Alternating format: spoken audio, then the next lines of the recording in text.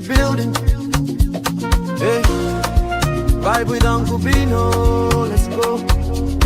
Now happy hour things, you know. Hang out with you, babe. It's our vibe tonight.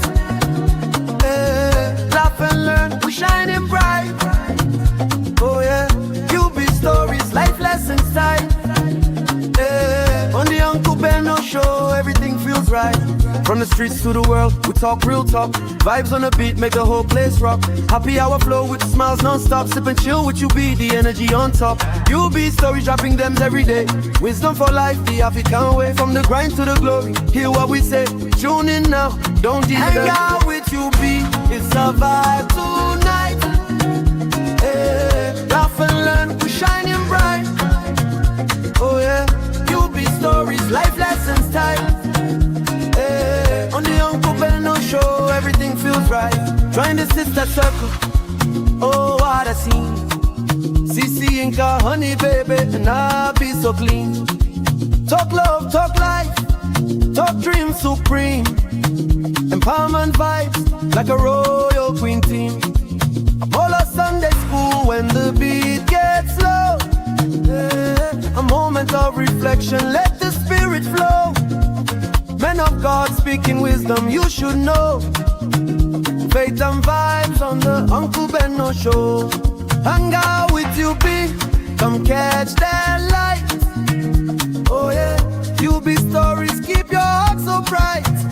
Yeah, join the sister circle, feel that fire. Oh yeah, Sunday school for your soul so right. You be nation, we rise together. Love and vibe forever. Uncle Beno show.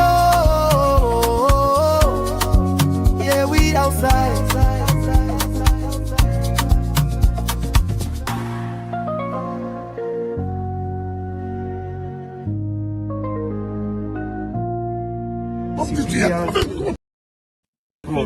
How do I bless him? How do I bless him? This is not professional. It's not professional. Please. You can't be blessing the minister of this thing. It's okay.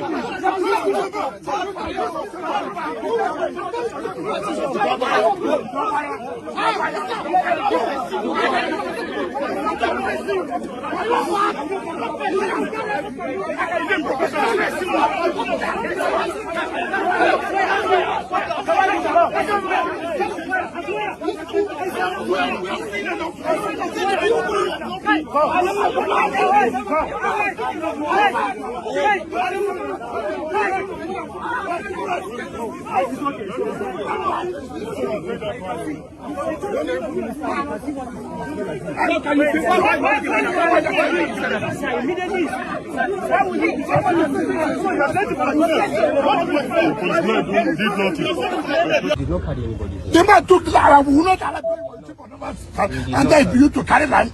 Sir, everything was acquired legally. Will you stop so that? You get Will you stop that? Sir, I'm an officer, I have integrity. Shut up, your mouth, put I will not shut up. Will you get out? Sir, I won't shut up. Sir, I was in school, you're not in school. Sir, you can't shut Will me you keep quiet? You can't Let shut me me take up, food. I'm not You are the fool. I'm not a fool, You think sir. I shoot anybody like that? Sir, I'm not You a are the fool. fool. I am not a fool, sir. As at the time I Don't call me a graduated, fool. you were primary school. I'm acting on orders. Take for which You can't order? call me a fool. And then you will see whether you love me here. Sir, you can't call me a fool. Go and develop your mind. Officer, I'm not a fool, sir. Okay, I'm with you. So come on, sir. You will have killed everybody here. No, we won't kill anybody. We won't kill anybody, sir. We are acting on orders.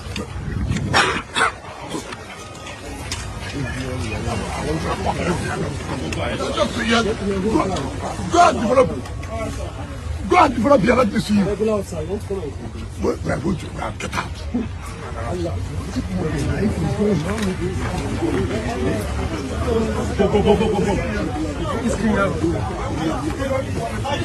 I'm not even seeing what is recording. Hello, sir. Abdul, don't worry. Okay, what is that? Can you come to the officer?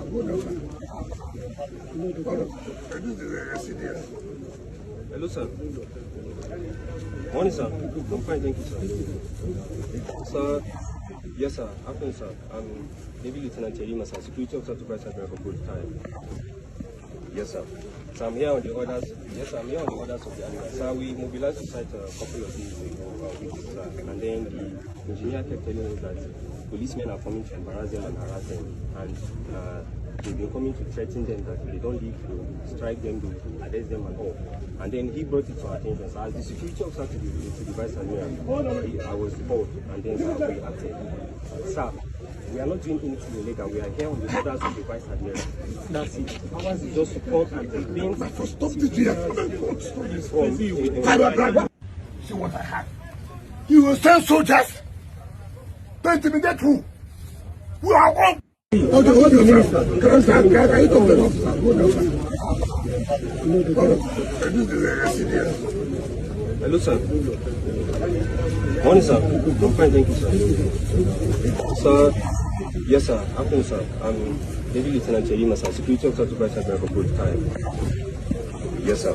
So I'm here on the orders.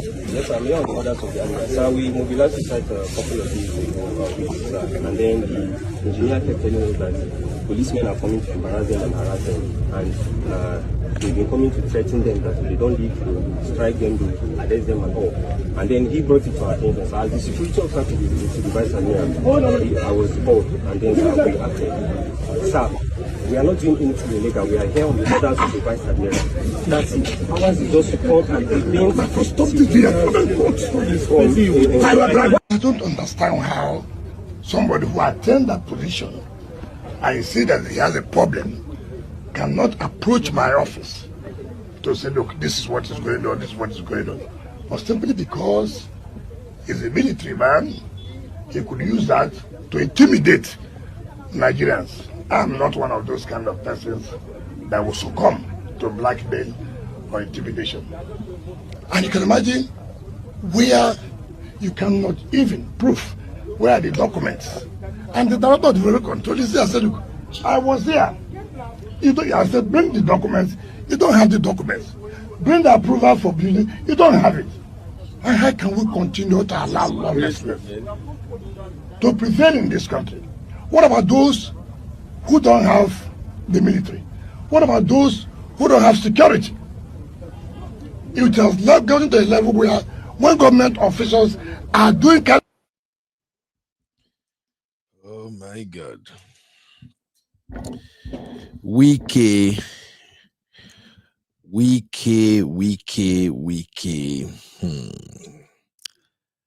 Wike on another level, my people. All right, you're welcome to Political Roundtable with UB. My name is Ben Uril, and if this is the first time you're watching our channel, please subscribe, give us thumbs up, don't be a stranger, be part of the conversation. And of course, we always want to read from you. Over here, we have just a very simple rule. No insults, no trolling. It's okay to disagree with opinions, but please do not call anybody out. And since this is a political talk, we do not appreciate cursing or swearing at any official. If we talk about President Trump, President Tinubu, or any other president, we have to accord some respect to their office. We want to talk about Wike this morning. Yeah. For those who are watching us from international community, and if you're watching from other part of Africa, you may not know who is Wike. Wike is actually the man in suit in the center of the tumbling. That is the minister of the Federal Capital Territory in Nigeria. And for those who may not know, the Federal Capital Territory is actually a state in Nigeria. It has the status of a state, but it doesn't have a governor.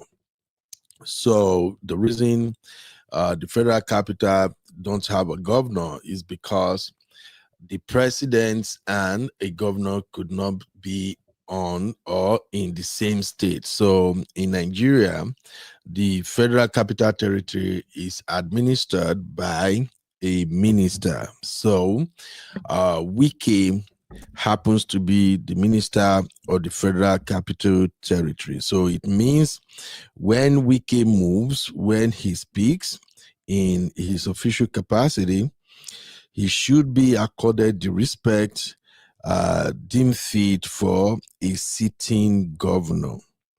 I believe that is clear.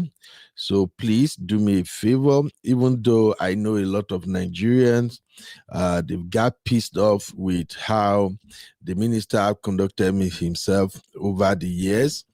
But notwithstanding, the vast majority of those who lives in Abuja, they actually give Minister Wike so much credit. According to them, Wike has done a fantastic job in developing the Federal Capital Territory. And I heard it from reliable source that among all the people who has administered the Capital Territory, Wike stood out as one who actually constructed a lot of roads and working assiduously to promote the capital city. Now, besides that, Wike is also allegedly called a land grabber. Let me explain. People call Minister Wike a land grabber because, according to the report from the Capital Territory, many lands were allocated during the tenure of previous administration, and some of those land did not pass through official channels. Many lands were not approved, and many land were not properly documented. But if you have been following Minister Wike all the way from when he was the governor of Rivers State, you can tell that Wike is a no-nonsense man. No, he's not having it. And when you talk about a no-nonsense man, Wike also took his job seriously. Now, why are we here today? Why am I running a show on the Federal Capital Territory Minister? So there is this incident that occurred yesterday between Minister Wike and this fantastic, handsome-looking Naval officer, Officer A.M. Jerima. It happens, if you watch the first video I played, that there is a building project ongoing in the Federal Capital Territory, and that project belonged to the former, what they call him now, the former Naval commander. All right, so it seems there are some documentation issues with the land. So the land was marked for the building was marked for demolition, but then the ex-naval commander actually assigned the duty to protect the workers on the site to Officer Jerima. So when the ministry came to destroy the building, they met stiff resistance from this young officer and his men. And because they could not carry out the demolition, they have to send message to Minister Wike's office. Minister Wike now came down to the site, and on getting there, it was a mayhem. The yelling, fighting, assaulting, and every other thing was ongoing. However, this officer, I got to be honest with you, he conducted himself in a way that almost all the youths in Nigeria are very, very proud of him. In my opinion, he wasn't disrespectful. In fact, he conducted himself the way the officer of Nigeria military force should conduct themselves. While Wike was trying to, can I say, allegedly intimidate him, this guy was, he was unshaken. Man, I told you guys, when I run the show about terrorism in Nigeria, and we spoke about why can't the Nigerian military defeat Boko Haram? I said over and over again that if we remove the political bottleneck and all those corrupt practices they got going on over there, the Nigerian military is still one of the best in Africa. Boko Haram, ISWAP, bandit, call it whatever, these guys can't stand Nigerian military. I don't know what we got right now, but growing up in Nigeria, I know we have disciplined officers and they are ready to confront any challenges before them. But you know, politicians do their stupid game, and all of a sudden, it felt like our military forces have reduced to nothing. So, and I'm giving you this background because in case you really don't know what went down yesterday and why people are praising this officer, let me just give you this brief background. Wike, Minister Wike, as much as I respect him a lot, there is a side of him that, can I say, is annoying. He likes to intimidate people. The way he talks, the way he dresses people down, his presence alone can literally make you pee on yourself. So yesterday, when Minister Wike came to the site, he was going to intimidate this gentleman, this gentle officer. And the officer was like, nope. I'm here to do a job. I'm here obeying the command of my officer. If you have any issue, call my boss. And Wike called this gentle, fantastic, vibrant looking officer, Wike called him a fool. Yeah, we're going to have this conversation. I'm going to share my link. So if you want to add anything, please feel free. Again, we have just simple rule here. No insult, no foul languages. Just drop your take. You are free to use my link to join me in the studio. So Wike called this officer a fool, and that's what gets to me. That's what gets to me. That's what I can't stand. This gentle officer was simply performing his official duty. We all know that one thing the military don't play with is to disobey order. So if you have an issue with how a military man is conducting his official duty, take it up with his bosses. How would you say he's a fool? Now, Wike, how do I describe all those officers that work with Wike now? I don't even know how to describe them, man. Those guys went ahead, and one police, oddly, was trying to run his mouth on this officer. And that is when the officer loved his cool. And he said to that police officer, I am your senior. If I'm talking, you have no right to talk. And the officer wants to show himself. So please, maybe my account of the incident is not accurate. Maybe you have a better way of describing what went down. Don't be a stranger. You can join me in the studio and we can have this conversation. Now, the other part of this broadcast is, I want to take it back to President Trump. You know, all through last week, we were dealing with President Trump's statement where President Trump said he actually called Nigeria a disgraceful country, a disgraced country.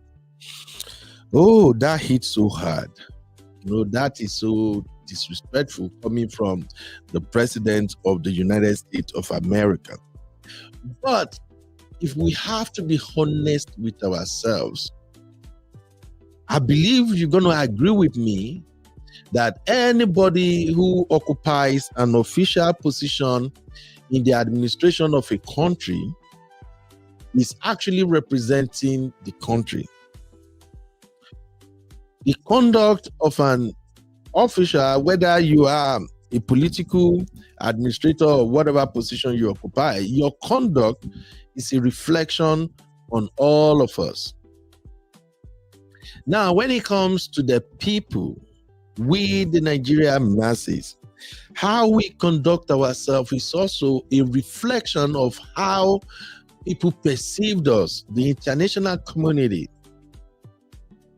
And if we have to give credit to ourselves at all, we have to say we Nigerians in diaspora, we are doing a fantastic job by representing the country positively.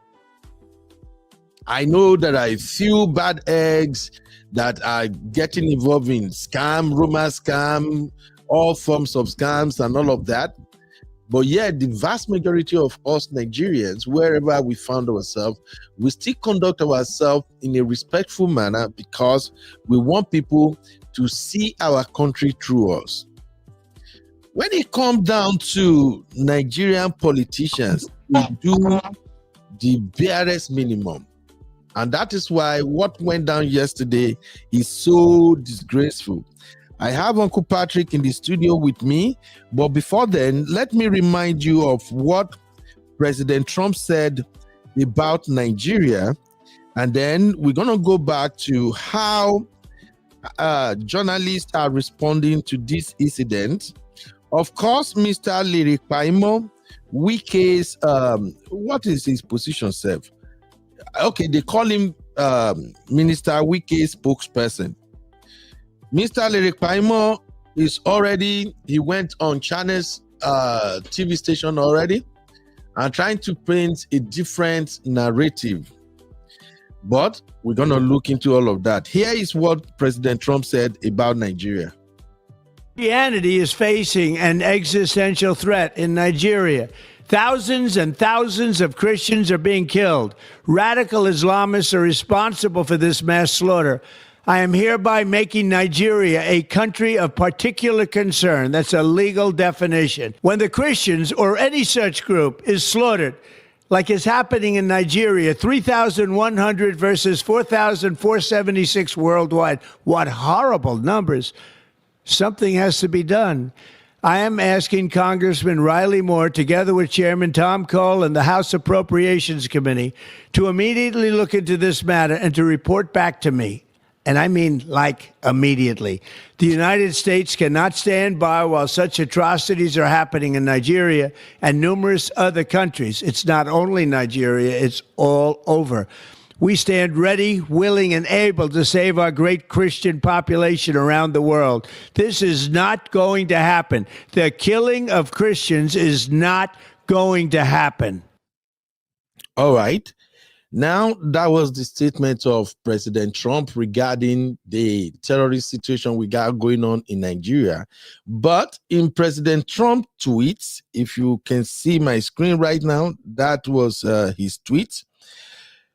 President Trump said, if the Nigerian government continues to allow the killing of Christians, the USA will immediately stop all aid and assistance to Nigeria and may very well go into that now disgraced country. That's where I'm going. Now disgraced country. Now, if you look at this statement in the light of what went down between Minister Wike and that gentle naval officer, are we not agreeing to how President Trump categorized the country? Ladies and gentlemen, I have Uncle Patrick with me. Uncle Patrick, you're welcome, sir. How are you doing today, sir? Yeah, Uncle Ben, I'm doing good. Welcome, sir. Political rants. Yes, so yes. I see CC on the comment section and others. My CC. I never even recognize my people. Comfort Adagiri as well. Yes, sir. Man, Uncle Ben, Wike don't jam rock. Yeah. You know, I said this thing is in different dimension. Man, our country is in a mess. Yeah. The politicians, the military, and the traditional rulers as well. They are the ones destroying that country. Let's face facts. Hmm. What we are just saying is just the tip of the iceberg, so what they say. And you all know Wike. You know, he's a career politician. Absolutely. He has never worked in an office like all of us are doing, but as a politician. First of all, he was the secretary to the chairman of a Query local government. From there, he became the chairman of the local government. He was the chief of staff to... Hello, sir. He was what's it called? Chief of staff to Amechi. Yeah, Rotimi Amechi. From there, became governor. You know, he vied for the presidency. Mhm. Now, he's the minister. So all this while he has been holding political office. So his head is so big that I think he can talk to anybody anyhow. Look at the mayhem he has caused in PDP too. He believes it's all in all. So that man will just talk. Look at this young officer disgracing him. The man stood his ground. The young officer, you know, they work on order. Mm-hmm. He stood his ground. I'm obeying the order from my superior. Look at the way Wike was talking to a small boy, a boy that's supposed to be your son.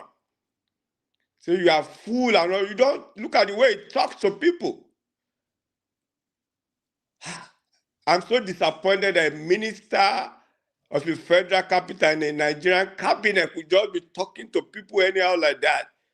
During PDP meeting, you know, they can't do anything to Wike and all those things. Everything is a wash. And you know, he has no choice than to leave Uncle Ben. Because if anything could happen, if there's an exchange of fire and somebody should buy, you know, person when they won't buy before can't go put oil for him body, Wike will lose his job. His political career is finished. If somebody should pipe, there's a clash there yesterday. So what he did was he used wisdom. Thank God I left.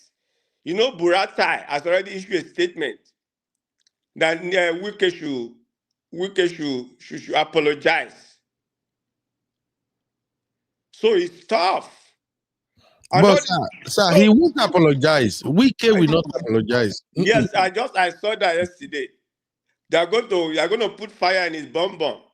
You know what I mean? But what I'm saying, the generals too, the retired generals, what they are doing in Nigeria is not good. Look at the way they are siphoning our resources in Zamfara using Chinese. And this is not allegedly. We saw it on the news. So if you don't, that means, you know, Nigeria are smart. Uncle Ben, that means if you have a land now, you go carry soldier, make one stay there. Nobody can come there, and that's what people will be doing. Look at what is happening. You can imagine NDA. Boko Haram is going to NDA. People, they are running MBA. The first academy in Nigeria that people come all over the world for classes there, for training. The generals are part of Boko Haram. Allegedly. I don't care, allegedly or whatever. Look at that man. Sorry, because of your program, allegedly. That general that came to China and was saying it because their hands are tied. They have the list of everybody. So forget it. I don't care whether your order. So people that are there as we are destroyed, that doesn't have generals. So what will happen to them? Uncle Ben, answer that question. All the assets that have been destroyed in Lagos, everywhere, that doesn't have military men that will stand at their gate, they lost everything.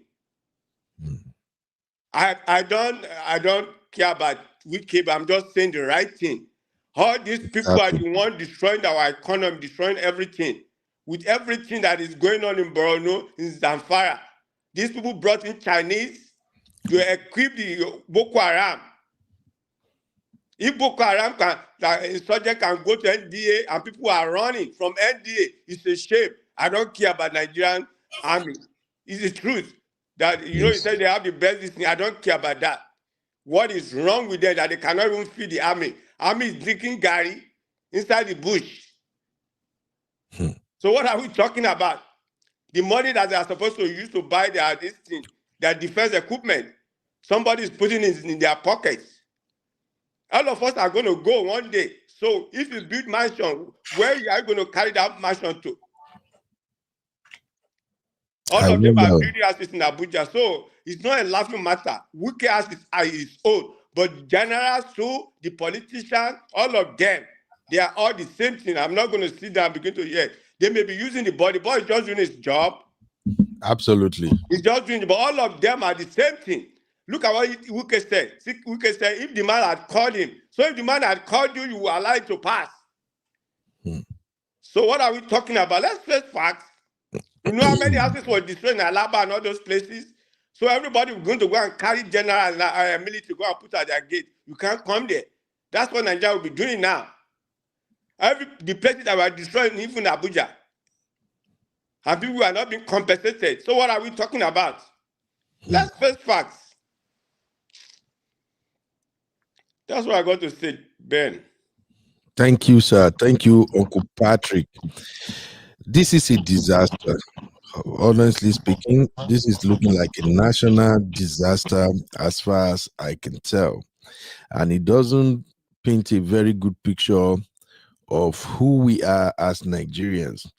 I'm going to quickly go through some comments here. Please, if you haven't liked the show yet, tap on the screen. If you are watching from mobile phone, if you are watching the vertical view on mobile, tap on your screen to like the show. If you are on the regular show, please hit the like button and share with your friends.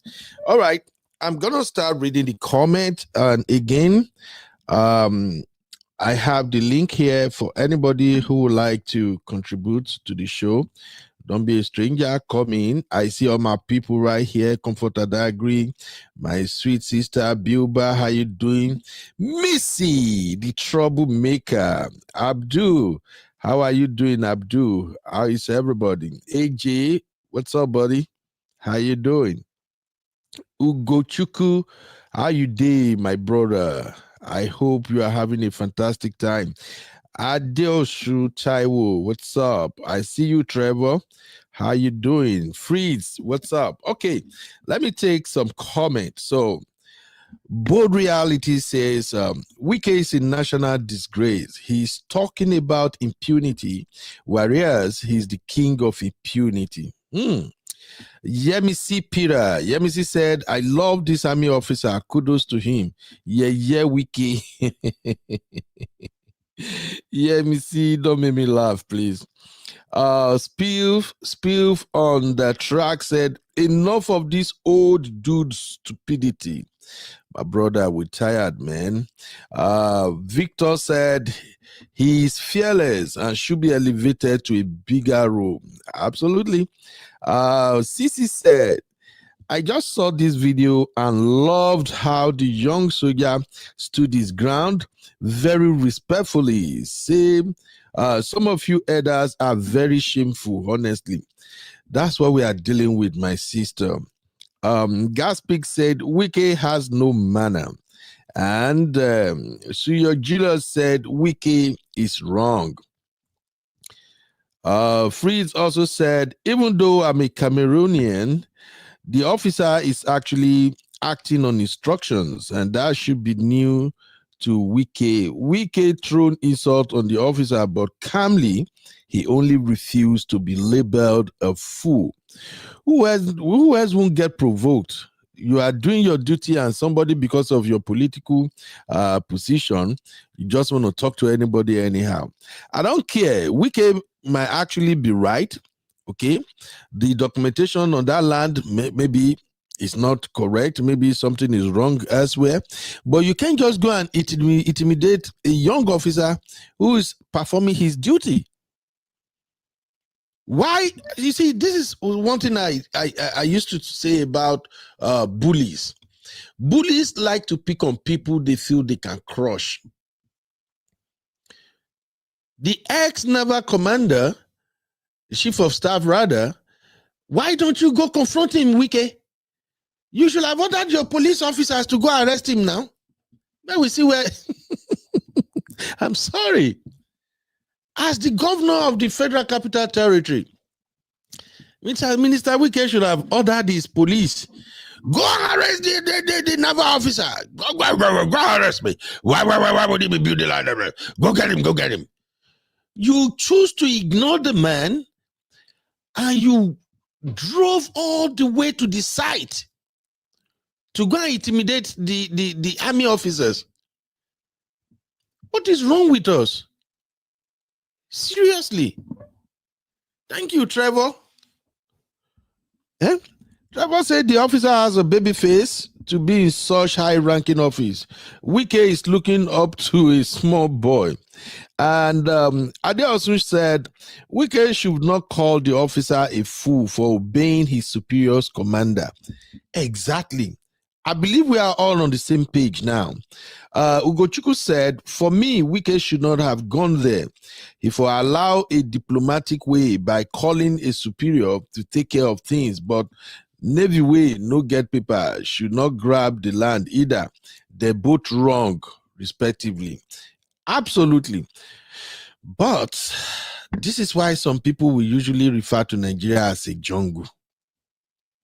Anybody will get crazy pass. I ain't defining way. That is so wrong. Abdul Salam said, do not criticize the military of a country. They can topple a government if they like. Well, we don't want that. I think we are way beyond that now. That won't take us anywhere.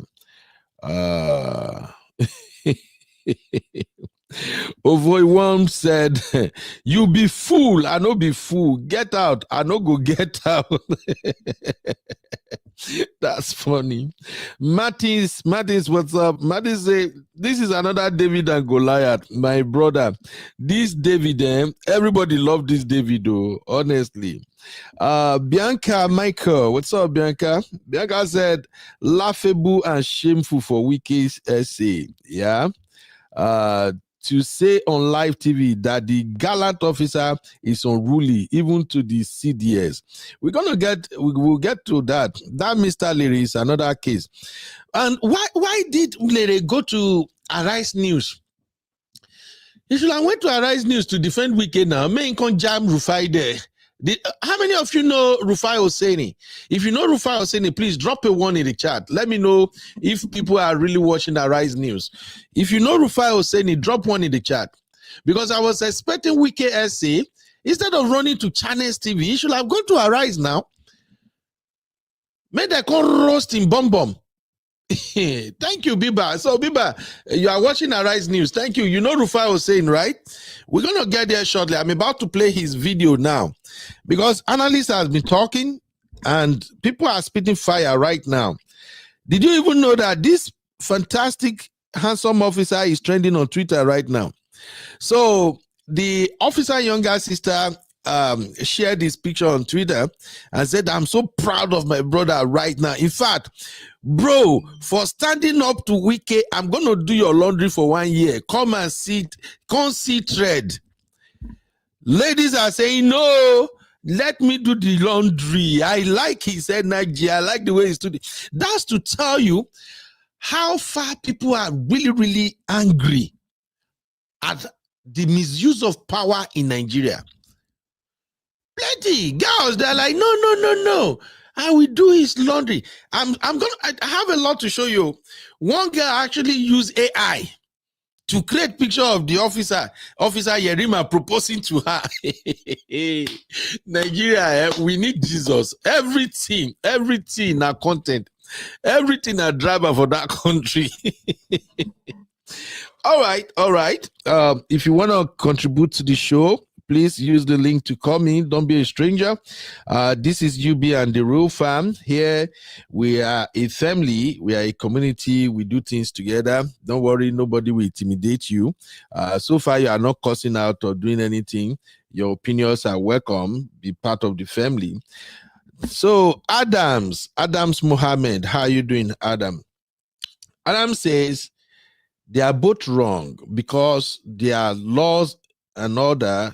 To revoke a land, you need a court order. Meanwhile, soldiers pledge loyalty to the commander-in-chief, military chief, authorized military structures.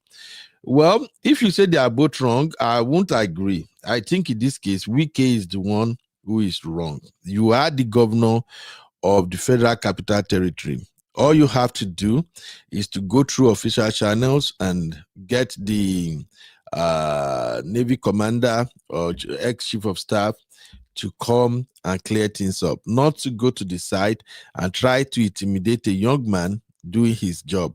So I think Wike has become so comfortable at allegedly bullying people. That's just my take anyway. All right, Biba no Rufai Husseini, Ugochukwu, good. Ijoma, people wey sabi Rufai plenty. Emmanuel, Comfort, Tosin, Martins, you all know Rufai Husseini. Oh, this is fantastic. Sisi, how did you know Rufai Husseini? Sisi, you guys watch Arise News all the way from UK? Oh, wow. My own honey babe, did you know Rufai Husseini? Wow, Joy. Everybody's happy Rufai. Gas Pigs, Marcos, Goswill. Uncle Patty say Rufai and Lady are cat and mouse. Rufai would have dragged his bum this morning. Maybe I say Rufai is my guy. He following him since his days on radio. Okay. Uncle Ben, Rufai is single too, if anybody is interested. Rufai is single? Yeah. Oh, lady can't stand Rufai. Both of them are always gbos. Bianca said Rufai Husseini is well known. He can't near Rufai because Rufai will roast him. Absolutely. Rufai. Okay, Adebumi say yes. Listening on VOP every morning. Okay. If you watch Voice of the People, then definitely you know Rufai. I think among all the journalists on Nigerian TV station, Rufai and Sheun, they are more or less like my favorite. Okay, but there is something about the way they run to channels. I think maybe Sheun is giving them soft landing. They usually go to Arise News and just fight, insult everybody, kinds of. My brother AJ said Wike went there to disgrace himself. The guy have gone there earlier that day. Oh, really?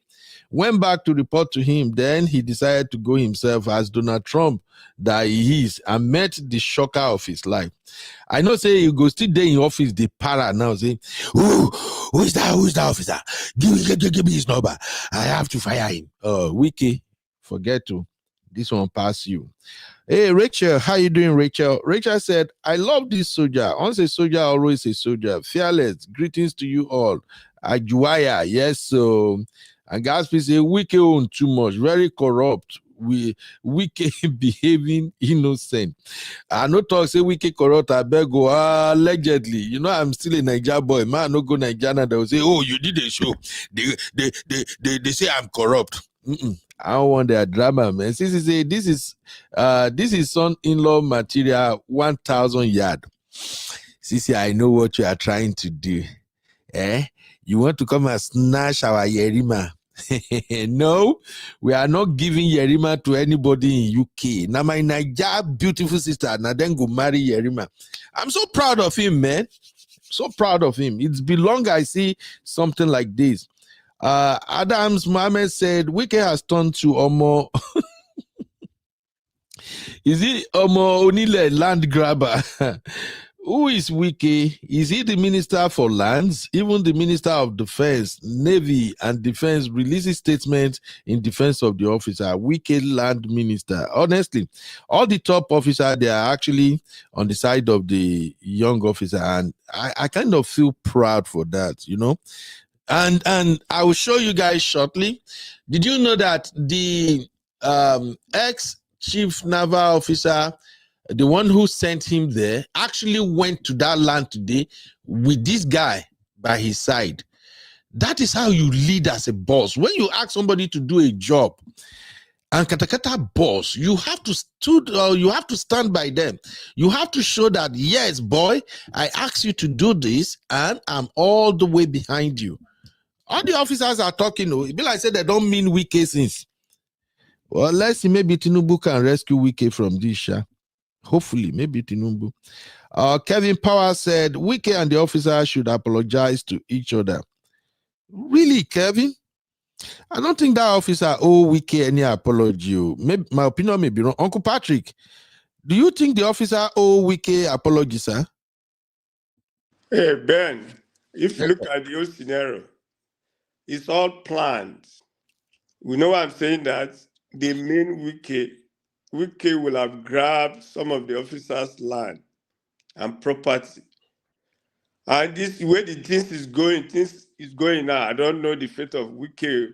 And like you said, unless the commander-in-chief of army staff backed in. Mm-hmm. And you know, Wike has no rights. The end goal is to stop them. You can do that without you going there. He's a bully. He's a bully. That's why he went there. And you know, that's why I say, okay, don't jam rock. No. There's a way you deal with people, with management. If they want to fire you from work, your boss will call you and say you are fired. And you know where we have, they use pike. They will take necessary action. It's not your boss that will come. It's not going to be your boss. It's going to be the HR that will talk to you that you are fired. And they guide them, they work you out with insecurity. Yeah. So what Wike did is wrong. Yeah. He's wrong. So Very, I don't know. Wrong. The military will decide. They said Wike, you know, Buratai said Wike should apologize to the military and to the Nigerian armed forces that you cannot call an officer a fool after going that kind of training. So exactly. Yes, Wike need to reset his brain. Yeah. You know, these children, even our children, when you talk to them, they ask questions. It's not as if they are disrespecting you. They want to know. They want to reaffirm. So Wike, I don't know what is wrong with him. He think he can just talk to anybody. He's been doing it and he's been going away with it. Yeah. So I don't know. The guy to apologize, it has to come. We can have to apologize first, and the military will decide. You know, military, they don't agree. Go is go. They are zombie. So yeah. I don't blame the guy. The guy cannot come out and apologize. He cannot do it. He's standing for the military. Yeah. Yes, the military will decide that. That's what I'm going to say. The guy will not come out. He's not privately representing himself. He said he's obeying order. Yeah, I have a friend too that's in Abuja. He's a retired general in the Navy too. I know them. Yeah. These people are disgraceful. All right. Thank you everybody for watching. If you haven't liked the show yet, please like the show, subscribe to the channel. We have Political Roundtable almost every day except on Thursday. Even Thursday we still have it, but on Thursday we usually have our TSC, and then on Sundays we have Sunday school. But besides that, we do Political Roundtable almost every day. So thank you everybody. Now let's have our first poll of the day. Poll number 1: should Officer Yerima apologize to Minister Wike? So that's our first poll. If you're watching us for the first time, when we cast our live polls, we use numbers. So 1 means yes, 2 means no, and 3 means undecided. Okay, so let me know what you think. I'm gonna go through your vote real quick, and at the same time we have a poll ongoing on the channel. Please cast your vote. The poll on the channel right now, from the vertical live, the poll has 250 votes already. And the question is, who is wrong? 71% said Wike, 9% said Officer Yerima, 20% said Nigerian government. That's the poll on the vertical live. All right, now coming back here, ladies and gentlemen, while I'm going to play this next video, please cast your vote. Okay, let's vote real quick. If you have been watching us here, you know how we do it already. So poll number 1, should Officer Yerima apologize to Minister Wike? Yes, no, or undecided. Cast your vote. Now, let's watch the video once again. What really went down? Listen. Shut up, your mouth, put outside. Will you keep quiet? Give me a big food. Jesus Christ. Shut up your mouth. Will you keep quiet? Wike. Baba, they take am easy now. Shut up your mouth. You are a fool. Will you keep quiet? Okay. Take a listen again, guys. Will you stop that? I'm an officer. I have integrity. Shut up your mouth, put outside. Will you keep quiet? Give me a big food. I'm not You are big food. This country cannot continue along this line. My friend, you see, I'm not document. Bring the document. I have documents and everything. You cannot tell me. You cannot tell me that. See, You cannot continue to peace now. Where you are providing even to people. You cannot continue this way. This country cannot continue along this line. I can that man at his level. You see, you are wrong for this. He cannot reach me. I'm sorry. Oh my God. You will send soldiers to intimidate who? We are all from this country. And this is government. You cannot be higher than any government. You cannot be carrying to intimidate people to not to do their work. Let me tell you, if God got a chief of defense staff who spoke to me here, he could have killed everybody here. No problem. I'm not one of those that they can intimidate. On the contrary, I'm doing my job. We are not intimidating anybody. That's what you're doing. The civilian, the engineer mobilized to site, and then staff or workers of SCDA look at the No, listen now. They were threatening them. And that was when the admiral gave the order. They cannot give order against government. Because papers are complete, and he said Are submitted you them. the one? Listen, you know the police one. Are you the one that will say, paper? Show me that you are good. First of all, show me that government gave you this. Two, show me that you have an approval to build what you are building. It has nothing to do with I'm a vice admiral, I'm a lieutenant general. That is nothing. We must work according to law. We must work according to law. So you? No, you cannot tell like this. Don't tell like this. I want you to try this. I tell you like I'm right. Don't tell you like this. No. Don't tell you. Don't tell you this. You're fine.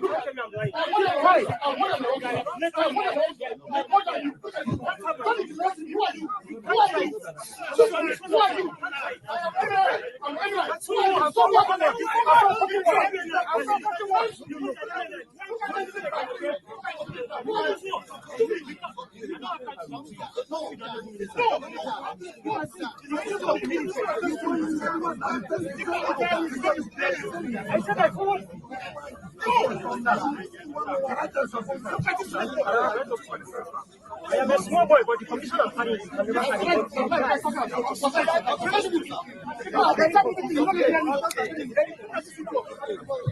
very good.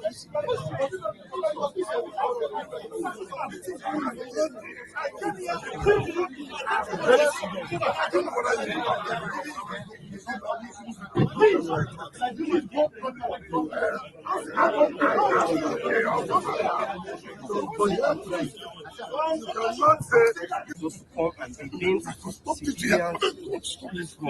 How do I face him? How do I face him? This is not professional. It's not professional. You can't be facing the military of this.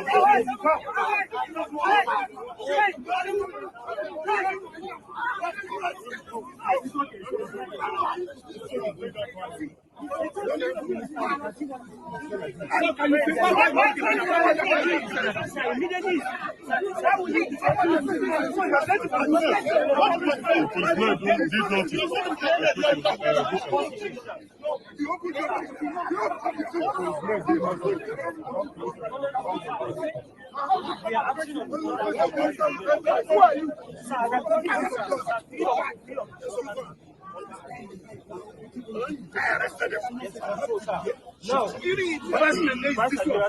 we have it's okay. It doesn't matter. It doesn't matter. Order matters. I'm an officer. Take to order. So what? You had a who? Than me. I'm an officer. Take to order. To order that you take it. Mr. General. Okay. You can never develop this property. I will not allow it. No problem. You That's can why never. if you want to kill everybody, kill everybody. We will not kill You cannot. We will not. We will not kill anybody. You put yourself in trouble. We will not. My friend, you see, what is that? You cannot shut me up. You cannot shut me up. You are my junior. You cannot even talk when I'm talking. Because you're exaggerating. I'll be talking and policemen will come. You are taking with us. Because you're an officer. Nobody does that. We did not carry anybody. The man took the land. We will not allow because he was taking on numbers. And then you to carry land.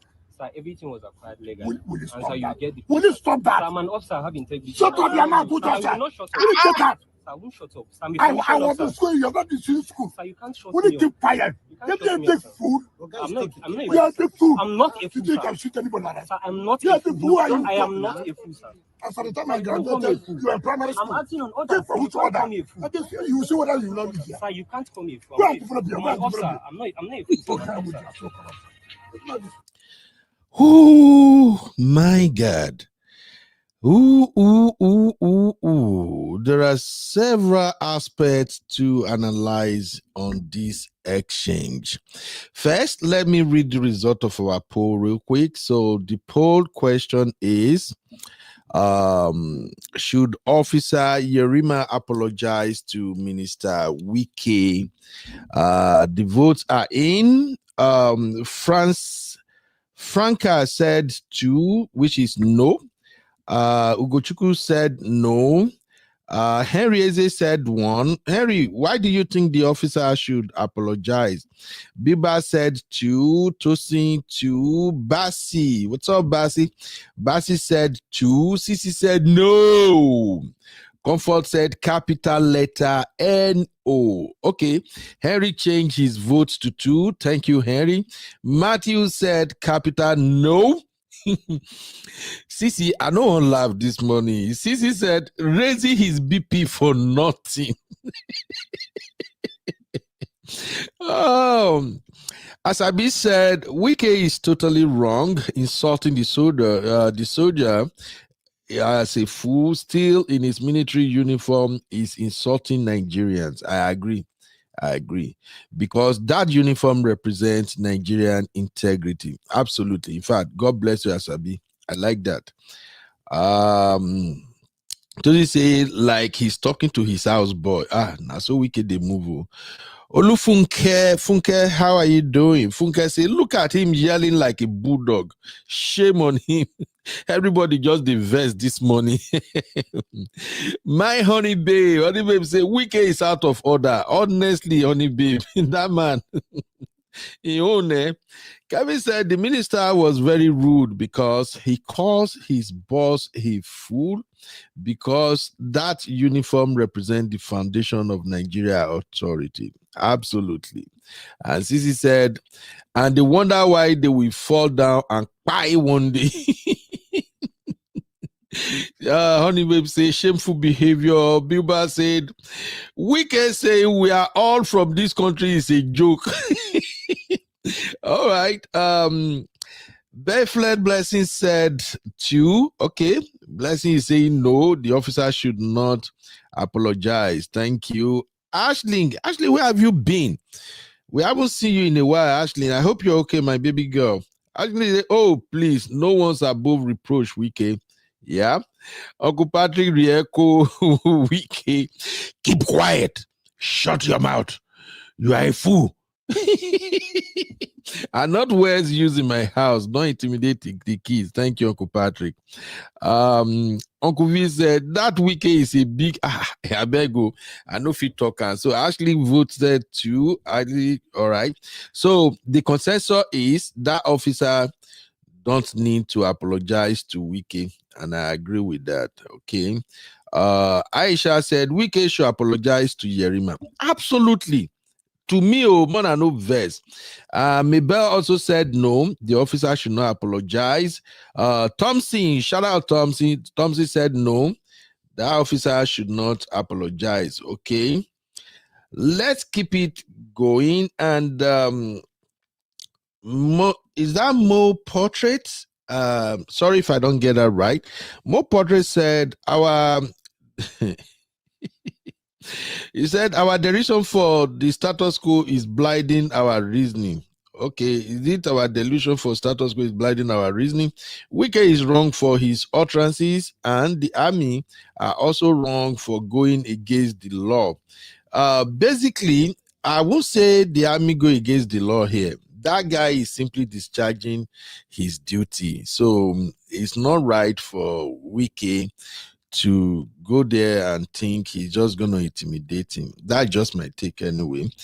Igwe Nduke, how are you doing, sir? Igwe said, no, there is no need to apologize. He's representing an order and the Constitution of the Federal Republic of Nigeria, which is greater than Wike. All right, thank you, ladies and gentlemen. Now, let us go to more analysis. Yeah, let's listen to what the experts are saying about this situation. Kevin Power said the president should call Wike to order before they hurt him. I'm speaking as a man of God. Thank you, sir. Thank you very much. And as a man of God, you can join us on Sundays. We have Sunday school, so we need more people to come and share the knowledge of God with us. Sisi said, absolutely. He is the one that should apologize, causing commotion for nothing. What we saw was the male ego bruised. Exactly. That's why I play a 6 minutes of the exchange for everybody to see. Aisha, how are you doing? Aisha said, I understand that officer Yerima is on his 2-star already and need not to be insulted by the mere operative around Wike. By the way, Uncle Patrick, let's talk about that police officer. Now, during the exchange, the naval officer Yerima said to the police officer, I am your senior. You are not supposed to be talking to me like this. And now some people are backing the Nigerian police. I saw this on Twitter already. They were like, wow, how can the military guy talk to the police officer like that? No. I don't know if people really understand that when it comes to the servicemen, rank not be anybody made to. And no matter who you are, when they senior you with rank, forget the age. Even if the officer is 25 years old, so far he senior you with rank, you can't just open your mouth and talk anyhow. But you see, these guys that are protecting Wike, they are beginning to act like Minister Wike. Even one, I don't know if you guys noticed during the exchange, there is one, I don't know if I can trace him, that wears suit. He said, a guy is talking and you are talking. If a guy is talking, you keep quiet. Yeah, this one. You see this one right here. This one that wear blue suit or whatever he wore, very close to Officer Yerima. You see him? This one. You see, a guy is talking now. A guy is talking. You have to keep quiet. This is the delusion. Listen again. We did not carry anybody. And then you to carry land.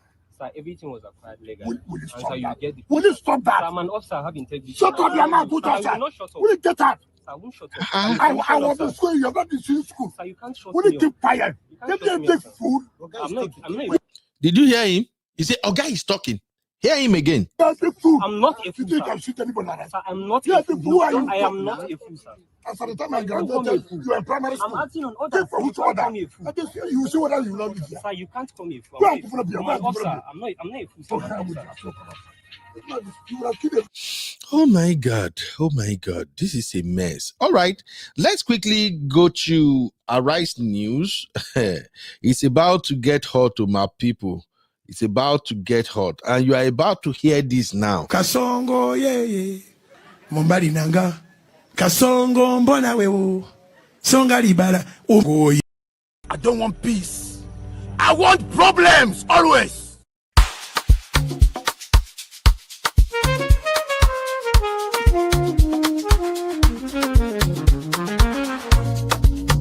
Yeah.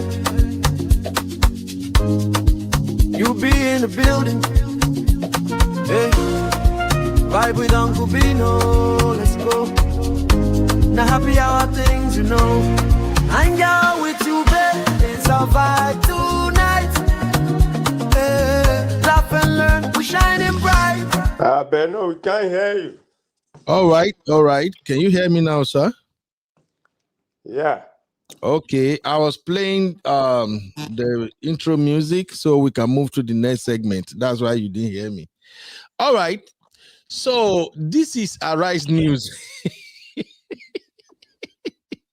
Let's listen to what my lovely sister Oji, how she presented this case and what the Arise News crew are saying about the situation. Guys, are you ready? Because if you are ready, I am so ready. Here we go, guys.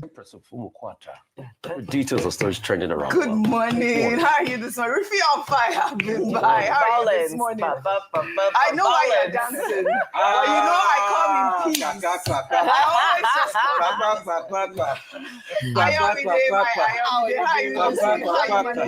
I'm trying. A lot of stories to cover. Let's begin. Well, good morning to you, viewers. Let's begin what's trending. Focusing on reactions, trailing the dramatic public confrontation between the Minister of the Federal Capital Territory, Wike, and a military personnel on Tuesday. The incident unfolded when soldiers reportedly acting on orders from a former chief of naval staff forcibly removed FCT development control officials who were enforcing a directive to halt the development of a plot of land in Abuja that the minister described as illegal. Let's take a look. You know what I'm saying? I'm formal. This order. Yes. It's not a government order. He has no formal. Okay, can I tell something? So let me request to enlighten you. So there's no such thing as a former vice admiral. Okay, thank you very much.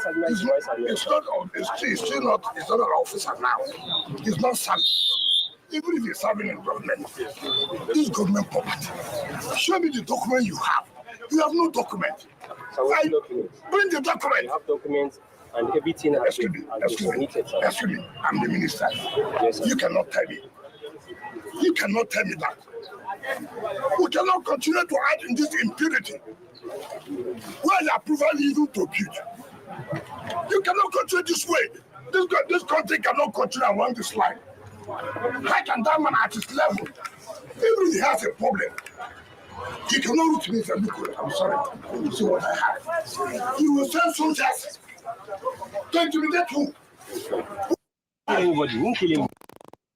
So intense. Oh my goodness. Well, speaking to the press after that confrontation, Wike accused the military of intimidation, insisting that the occupants failed to provide valid acquisition documents or building approvals when challenged by development control officers.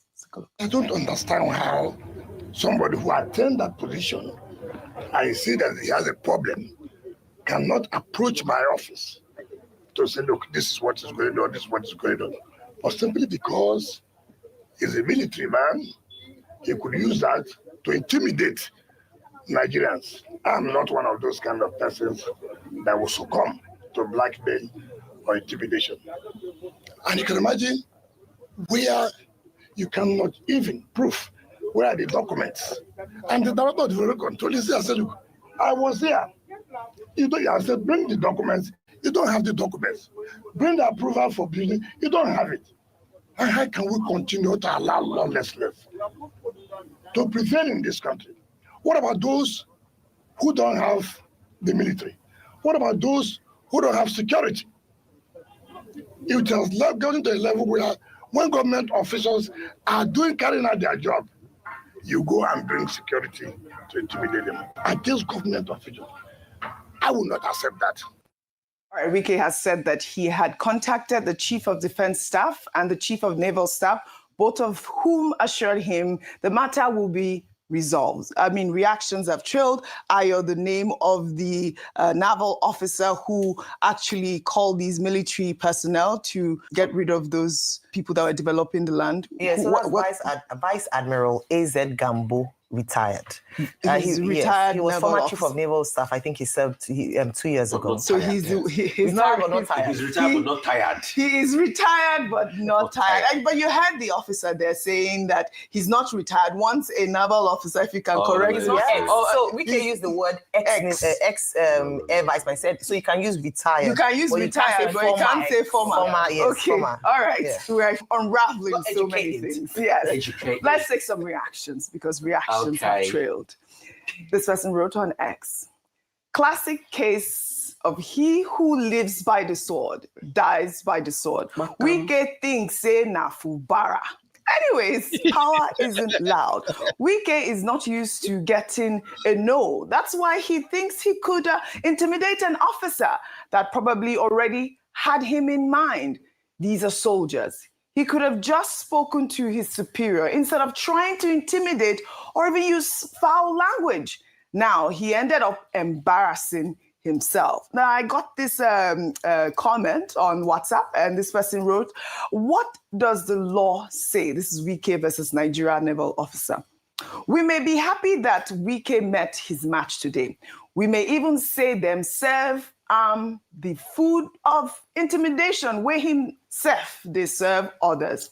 But regardless of our personal opinion, the law is not emotional and will never be. Under the law, a military officer does not have the right to intervene in land dispute matters, talk less of stopping a minister from inspecting a land. Under the Land Use Act, the land ownership belongs to the governor of the state, of which Wike is equivalent to in the FCT. Land disputes are civil cases, and even the police doesn't have the right to intervene until there is a crime, like fighting. The basic responsibility of the Nigerian military is to defend Nigeria from external aggression, maintain the territorial integrity and secure the borders, suppress insurrection, and act in aid of civil authorities to restore order under specific conditions and presidential directive only. Any attempt by a military officer like what we saw today to assert jurisdiction or forcibly intervene in a non-military land dispute is unlawful and an abuse of power. That military officer and whoever sent them on that mission needs to face punishment for acting outside their legal jurisdiction. It is an insult to our democratic ruling to have military officers sent to protect ordinary land, a civil case for that matter. Ignorance of the law is no excuse. Rufai is already screaming, I disagree. Totally. Okay, so I'll come to you, but before I come to you, let me take a statement as well. The former Chief of Army Staff, Toko Buratai, has condemned Wike's confrontation with the soldier, describing it as a threat to national security that demands an immediate apology. In a strongly worded release, the former army chief said Wike's public disparagement of the uniformed officer transcends mere misconduct and represents a probable threat to institutional integrity. Well, let's take that statement right now. Can we pull up that statement? It says, a minister's verbal assault on a military officer in uniform is an act of profound indiscipline that strikes at the core of our nation's command and control structure. It deliberately undermines the chain of command, disrespects the authority of the commander-in-chief, and grievously wounds the morale of every individual who serves under the Nigerian flag. Buratai argued that such actions erode the foundation of discipline upon which Nigeria's national security apparatus stands. He dismissed suggestions that the incident was political theater, calling it instead a reckless endangerment of national order and a clear indication of undermining the federal government's authority. The former army chief demanded that Wike immediately issue an apology to President Bola Ahmed Tinubu as commander-in-chief of the armed forces and to the officer whose honor was violated. He insisted that the nation's security must come first and called for decisive action rather than politics of military bashing. I mean, we've gotten two different reports to balance this story, Rufai. But, you know, this Burattai's intervention adds another, significant military voice to the growing controversy surrounding Wike's confrontation with the soldiers. Your thoughts before we take more reactions? In the words of Nyesom Wike, if he didn't day, he didn't day. He never. Why I disagree with that first message you read is the fact that, do you know that the FCDA had sent security personnel to go harass the engineer working on the site before? It was in reaction to that the army now sent people there. So that analogy was wrong. The FCDA at first used force. And it's in reaction to that, they brought another level of force. So you can say, oh, violation of laws and everything.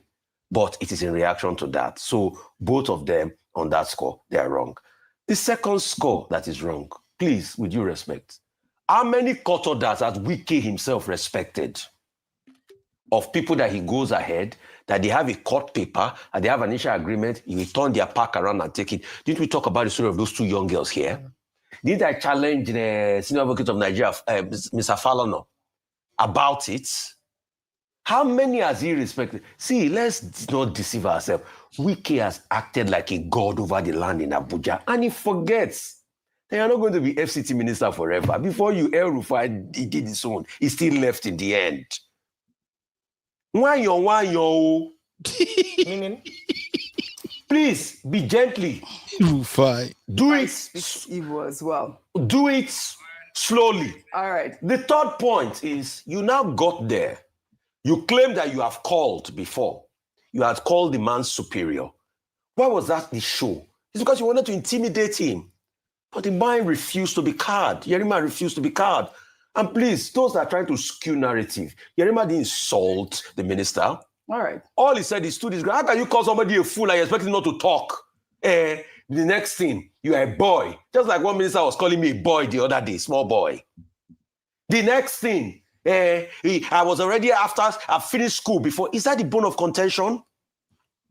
All right. Please, like I said, the Hadiza Bala Usman's index should be released to the public so that we even have a ministerial code and screening.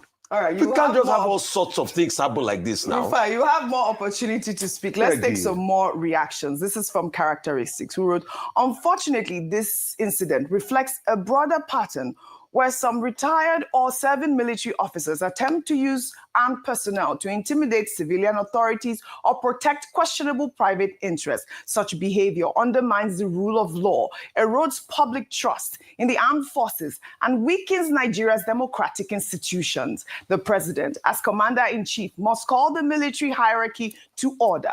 The military must reaffirm its constitutional duty to remain subordinate to civil authority and ensure that no officer serving or retired uses the uniform to pursue private gain. The Nigerian armed forces have a proud history of discipline and service to the nation. That discipline must extend to respecting the boundaries of lawful deployment and upholding the supremacy of civilian authority. The events in the FCT should serve as a wake-up call for renewed civil military education and strict accountability within the rank. Well, if I come to you, we got reports alleging that, that disputed 30-hectare plot of land in Gadwa district was originally allocated to serving and retired military officers, but was later revoked by Wike.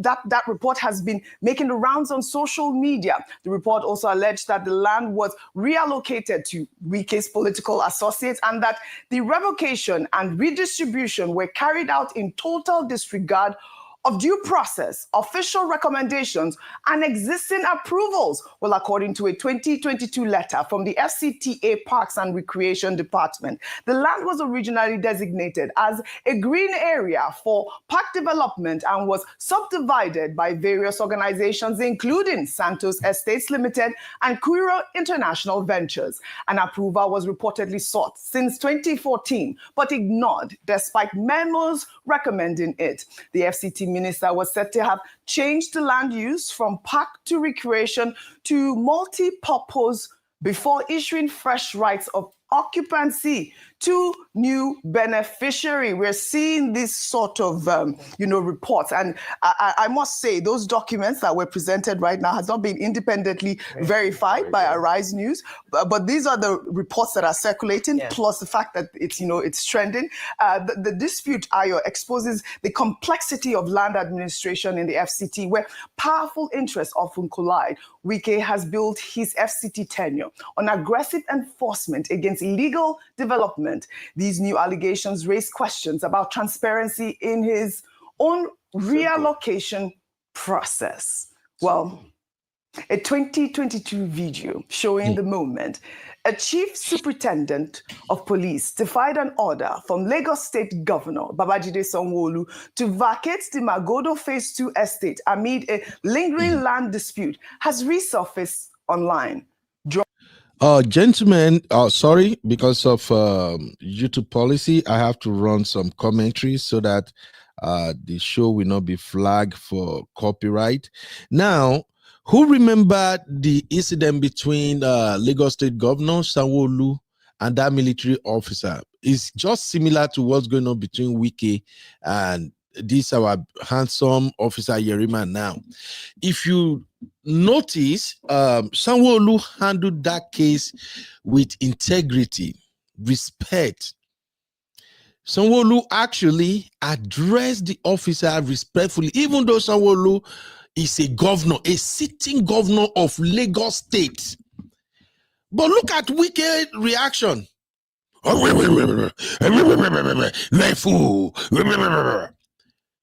This is just pure madness. I will allow you to see that. I will let you see that, and I'll come back to the comment. Let's go, guys. Or in sharp comparisons with FCT Minister Wilson Wike's confrontation with the soldier.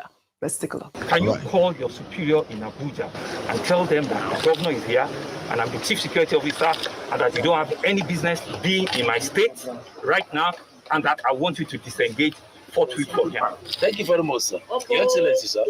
I'm not here on my own orders. That's why I'm asking you to make a phone call and tell them your superior that I'm here standing in front of you. Make that phone call. Thank you, sir. I'm here on instruction of this Messenger of Police. Sister, you are wrong. sir. And that is why I'm here. I'm too small or too low to call them. Your Excellency, sir, with due respect, sir, you can call them directly, sir. I've spoken to the Attorney General at this moment, so he's not aware that you are here. We are expecting the call that we should disengage. That's what I'm saying to you. Yes, sir. Because when I make the phone call, it'll be tougher. If you can call and say that the governor is here in front of you, what should you do? It is not my duty to call because I'm too low to do that, sir. Okay. If you call... So where are your men? My men are here. They are all over the estate. Yes, sir. You're assistant, what is it? I'm a chief superintendent of police. Oh, CSP? Yes, sir. Okay, right. So, pressman, don't worry. I'll make 2 phone calls, right? One to the Inspector General of Police and one to the Attorney General of the Federation. Very illegal operation. They have absolutely nothing, and I'm the chief security of the state. Thank you, sir. Gentlemen, give me 5 minutes. I'll make those 2 phone calls. All right. I mean, that video began trending, and you can see the stark difference between how the minister handled the soldier and how Babajide Sanwo-Olu, the governor of Lagos State, handled a police officer with respect and with respect to the Nigerian public. He didn't call him a fool. He didn't tell him to shut up. You know, he was not disrespecting the man in uniform. And you see these pictures have started trending online. This is it. You are a fool. I'm not a fool, sir. And the military man stood his ground. Ayo, All right, so some people have described this show of, I don't know what to call it. I'm trying to remove the word show of shame, but I don't think there's anything more elevated, anything better to call it. Yes, it's a show of shame, and it's quite unfortunate that this has happened, but it gives us an opportunity to see what happens. This is impunity versus impunity, because if you look at it objectively, both sides, and as reflected by the tweets or the X post you read out, are, they come under questioning. Number one is that when you speak to many quarters, this issue could have been resolved amicably without this show of shame and show of force and show of whose power is higher than the other power. What were the options available to the FCT minister? On arriving there, the easiest thing is that when matters like this happen, you go to court. As they always ask, that this could have been resolved using, and this is where we talk about the respect of the rule of law. But guess what? We don't have the respect for rule of law and institutions. Hence, we take matters into our own hands, and then we have a state of anarchy. And that's what ensued yesterday. Very unfortunate incident. A state of anarchy where Nigerians then resort to taking matters into their own hands. So what does this mean? Does it mean that the response to FCT Minister Wike's going around revoking land is to get military on your land so that you will not be able to enter? That's a state of anarchy, whereby people take matters into their own law and they don't respect the rule of law. And so in the same vein as well, the military, former CNS, could have gone to court to challenge the revocation of the land by Mr. Wike, instead of sending his boys to the to ground to resist any kind of... But that's what I'm saying. No, but that's what I'm saying. It is the strength of our institutions, and that's why we keep talking about strengthening our institution. I say this because if anything had happened, Wike would have unnecessarily wasted the lives of those servicemen, because he had said that everybody here would die if I wanted to show myself. No, would have died. I don't think he said. He said that if they would have been a shootout if he wanted to assert his authority. No, so what I'm saying, I watched the video. He said, I watched the video. He said, what you're doing here, people would have died. Yeah, well, so what he meant was that if he had allowed the altercation between his security aides and the military, but that's what I'm saying, that these young men who are supposed to be saving lives and properties of Nigeria would have died for a useless cause because people's egos were God. That's what I'm saying, that if we don't respect institutions and the rule of law, this is what happens with big manism in Nigeria. And so that's why I'm saying that on both sides, we have the courts for a reason. We have due process for a reason. Can we follow due process? For too long, people take matters into their own hands, and we have powerful people just flouting the laws for no reason. I applaud the commission, the uniformed officer. According to a military man, no commissioned officer would take that insult to his person lying low. And so he spoke with dignity, he spoke with respect, and he stood his ground. We're yet to hear from the military hierarchy at this point. We've heard from Buratai. So we'd like to see really the resolution to this sort of engagement. Plenty questions were raised, and I'll just ask some of them. And this is for, the military command. First, can the Navy or military stop enforcement action by civil authorities too? Can an officer of the Nigerian Armed Forces in uniform be abused and insulted? Is the uniform not the symbol of the sovereignty of Nigeria? Can civil authorities disrespect the sovereignty of Nigeria as represented in the military officer in uniform? Finally, should the minister not have reported the officer to his commander-in-chief? We did see that he called. And so these are the sort of questions that we want to hear from the military command. Bimba, I've loved your comment, but we've run out of time. I'll take this story and then you can do that. Well, all right. In Edo State, reactions continue to trail the invasion of the Museum of West African Art in Benin City by protesters demanding the facility be renamed Benin Royal Museum. The protesters forced the evacuation of international guests and the cancellation of the museum's opening event, speaking while receiving a All right. Today's political roundtable is not about Edo State Museum. We can cover that in another show. However, when we're listening to the Arise News crew analysis, of course, our beautiful sister, Ayo. You all know Ayo don't play, right? I want you to listen to Ayo analysis again. Ayo don't play. I love that beautiful sister. She always bring it 100. That's why one time, is it not this same lady, this Wike's PA that went to Arise News, and if you see the way he talk, the way that man speak to Ayo for people, if we're talking about respectable journalists in Nigeria, those who really come through, bring balanced analysis, Ayo is one of those sisters we have to respect. This same way they went there and disregarded all of them. But that's a conversation for another day. Please listen to Ayo once more. The police officer, with respect and with respect to the Nigerian public, he didn't call him a fool. He didn't tell him to shut up. You know, he was not disrespecting the man in uniform. And you see these pictures that started trending online. This is it. You are a fool. I'm not a fool, sir. And the military man stood his ground. Ayo. All right, so some people have described this show of, I don't know what to call it. I'm trying to remove the word show of shame, but I don't think there's anything more elevated, you know, anything better to call it. Yes, it's a show of shame, and it's quite unfortunate that this has happened, but it gives us an opportunity to see what happens. This is impunity versus impunity, because if you look at it objectively, both sides, and as reflected by the tweets or the ex-posts you read out, are, you know, they come under questioning. Number one is that when you speak to many quarters, this issue could have been resolved amicably without this show of shame and show of force and show of whose power is higher than the other power. What were the options available to the FCT minister? On arriving there, the easiest thing is that when matters like this happen, you go to court. As they always ask, that this could have been resolved using, and this is where we talk about the respect of the rule of law. But guess what? We don't have the respect for rule of law and institutions. Hence, we take matters into our own hands, and then we have a state of anarchy. And that's all right. Ladies and gentlemen, thank you for watching. Thank you for watching. Let us take our second poll real quick. This is very, very important. For those who are not from Nigeria, I'm sorry, but I think my Nigerian community will probably understand this poll better. The question is, let me put this here, poll number 2.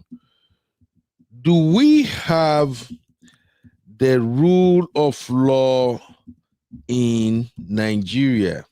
I'm just going by what my sister Ayo is saying. So for those who still don't know how we vote, if your answer is yes, just type 1.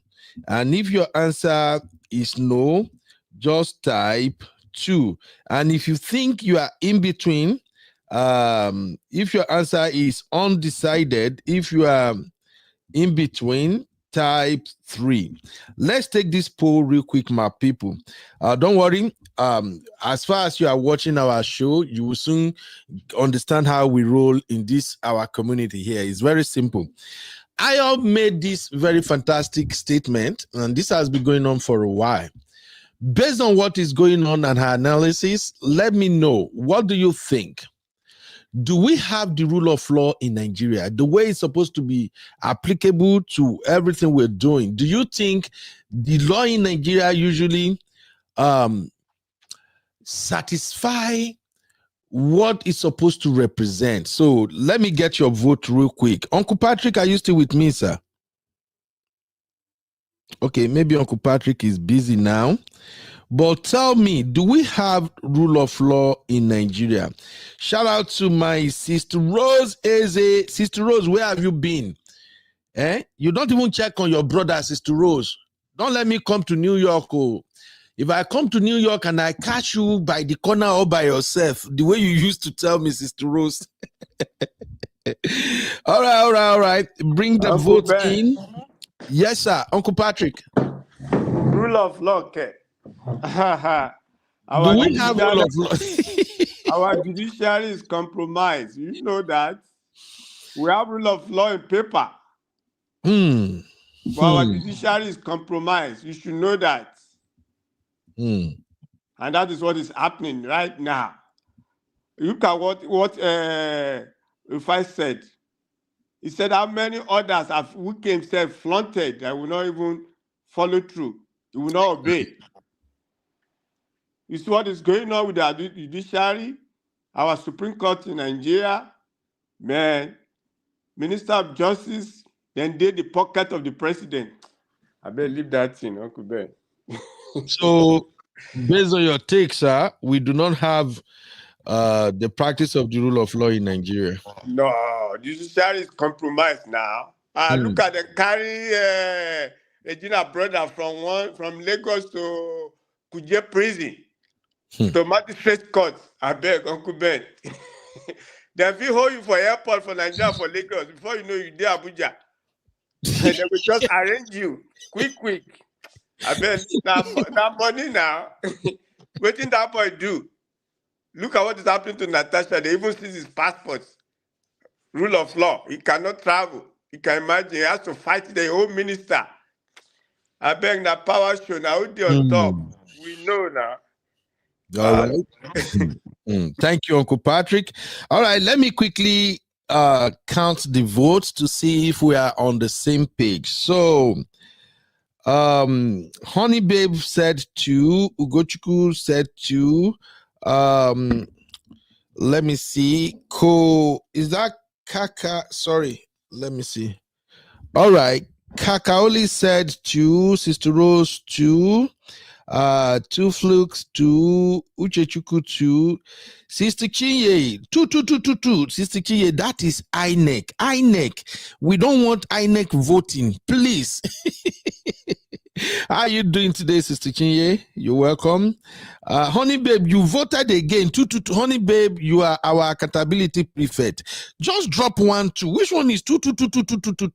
You are ringing election. No, don't ring our poll. All right. Bando Abayomi voted 1. Okay, Abayomi is saying we have the rule of law in Nigeria. All right. Kayode 2. No rule of law. Aisha said the rule of law died ever since the regime of Buhari till now. I have to agree with you, sister. Gaspik voted 2. Yemi voted 3. Okay, Mr. Yemi is undecided. Mr. Yemi, if you can explain why you choose undecided, we're going to appreciate that. Henry 2, Sunday 2, and Meme Nataya voted 2. Ife Tayo Dada, how you doing, Ife? 2. Felix also 2. Kayode 2. Jennifer 2. Oh wow, Kakali 2. Nora 2. Sister Rose said we already answered Ben. Sister Rose, I don't see your vote. Ademola said 2 and Anthony said 3. Undecided. So, all right, I think majority voted 2. I think I'm right? Tochukwu said no, very big no. So we do not have rule of law in Nigeria. My baby girl Tosin voted 2. Comfort Adagri 2. And Sister Chinye said nope. They just do whatever the hell they want to do. Sister Chinye, you New Yorkers said the way una they talk. All right. Bilba 2, Nora 2. Okay, let's go back to what my sister Ayo is saying again. Boniface voted 1 that we have the rule of law. All right. Oh, Sister Rose, this news site doesn't allow people to call me. Sister Rose, I usually share the link in our backstage for those who want to call in, especially member of the Real Farm community. You can try that, sis. All right. So, Ayo just hit a chord right there. This is why I listen to Arise News analysis. They are fair and they give balanced analysis. So, number 1, Ayo said, Wike do not respect the rule of law. And I love this, my beautiful sister Ayo, for that. Take a listen to the second point she made. What ensued yesterday, very unfortunate incident. A state of anarchy where Nigerians then resort to taking matters into their own hands. So what does this mean? Does it mean that the response to FCT Minister Wike's going around revoking land is to get military on your land so that you will not be able to enter? That's a state of anarchy, whereby people take matters into their own law, and they don't respect the rule of law. And so in the same vein as well, the military, former CNS, could have gone to court to challenge the revocation of the land by Mr. Wike, instead of sending his boys to the to ground to resist any kind of... But that's what I'm saying. No, but that's what I'm saying. It is the strength of our institutions, and that's why we keep talking about strengthening our institution. I say this because if anything had happened, Wike would have unnecessarily wasted the lives of those servicemen, because he had said that everybody here would die if I wanted to show myself. No, would have died. I don't think he said. He said no. He said that they would have been a shootout if he wanted to assert his authority. No, so what I'm saying, no, I watched the video. He said, I watched the video. He said, what you are doing here, people would have died. Yeah, well, that's so. What he meant was that if he had allowed the altercation between his security aides and the military, but that's what I'm saying. That these young men who are supposed to be saving lives and properties of Nigeria would have died for a useless cause because people's egos were God. That's what I'm saying. That exactly again. I can't love Ayo less. Like I told you guys, Miss Ayo always bring it 100%. That nonsense that Wike and that officer got involved in. Look, I don't know what is wrong with our people in Nigeria. There could have been a shootout there, and all these innocent people might lose their lives.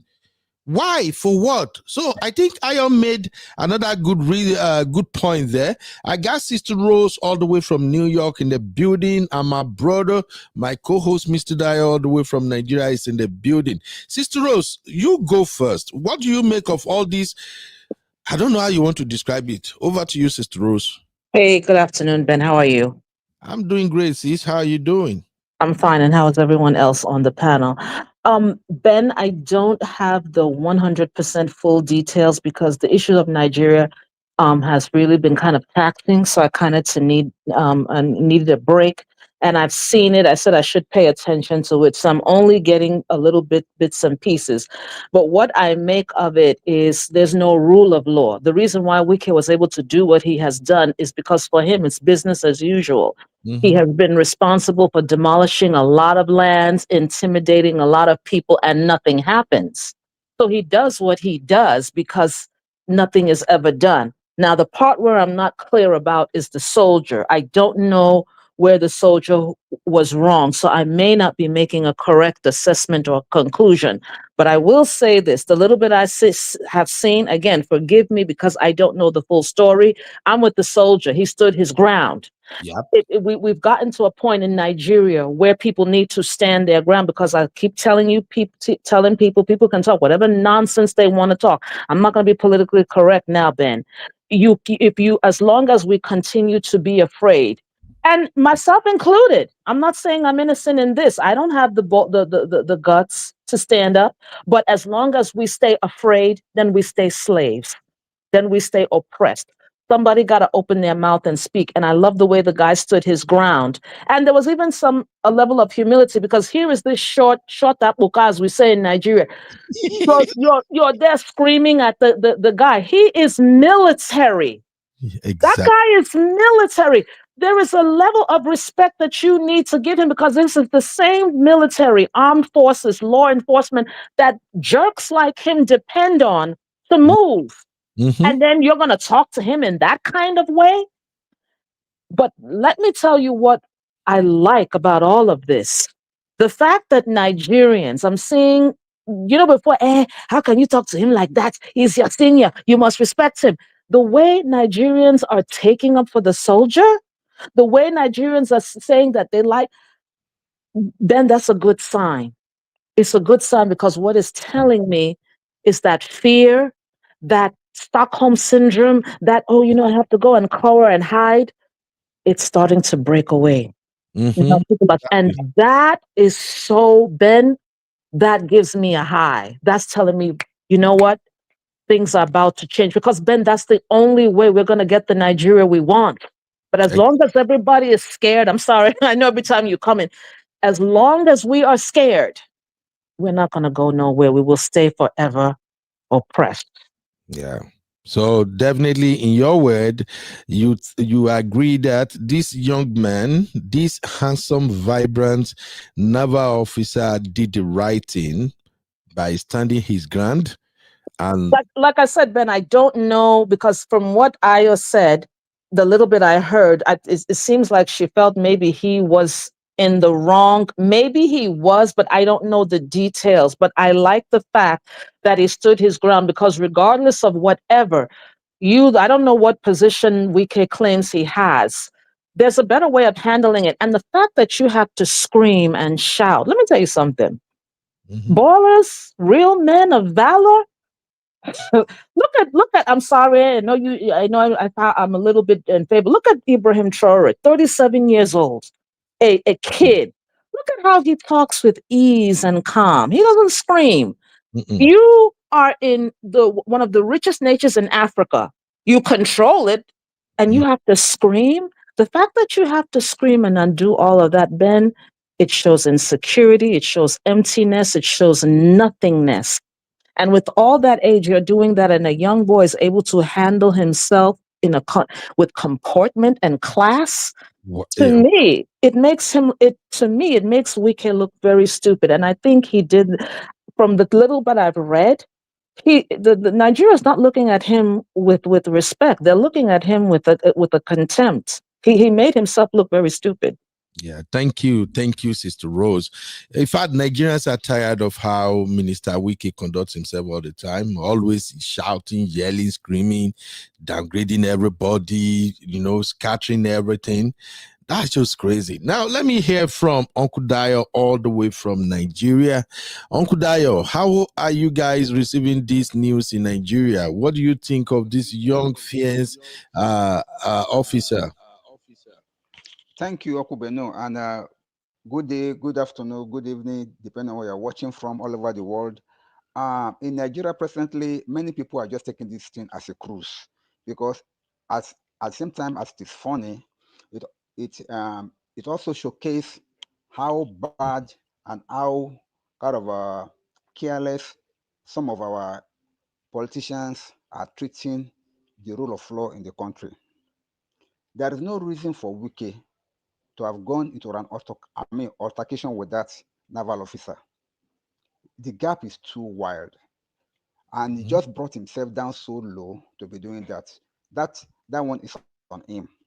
Number two, as Nigerians, we see it as a show of shame because why? This is a sitting minister of the Federal Capital Territory trying to bully a military officer, but he has forgotten that things that they teach. That they teach all our military officers is to be proud. If you are not proud, you cannot be in the military. Every military officer was taught to be proud, and they have their integrity, and they obey the last order.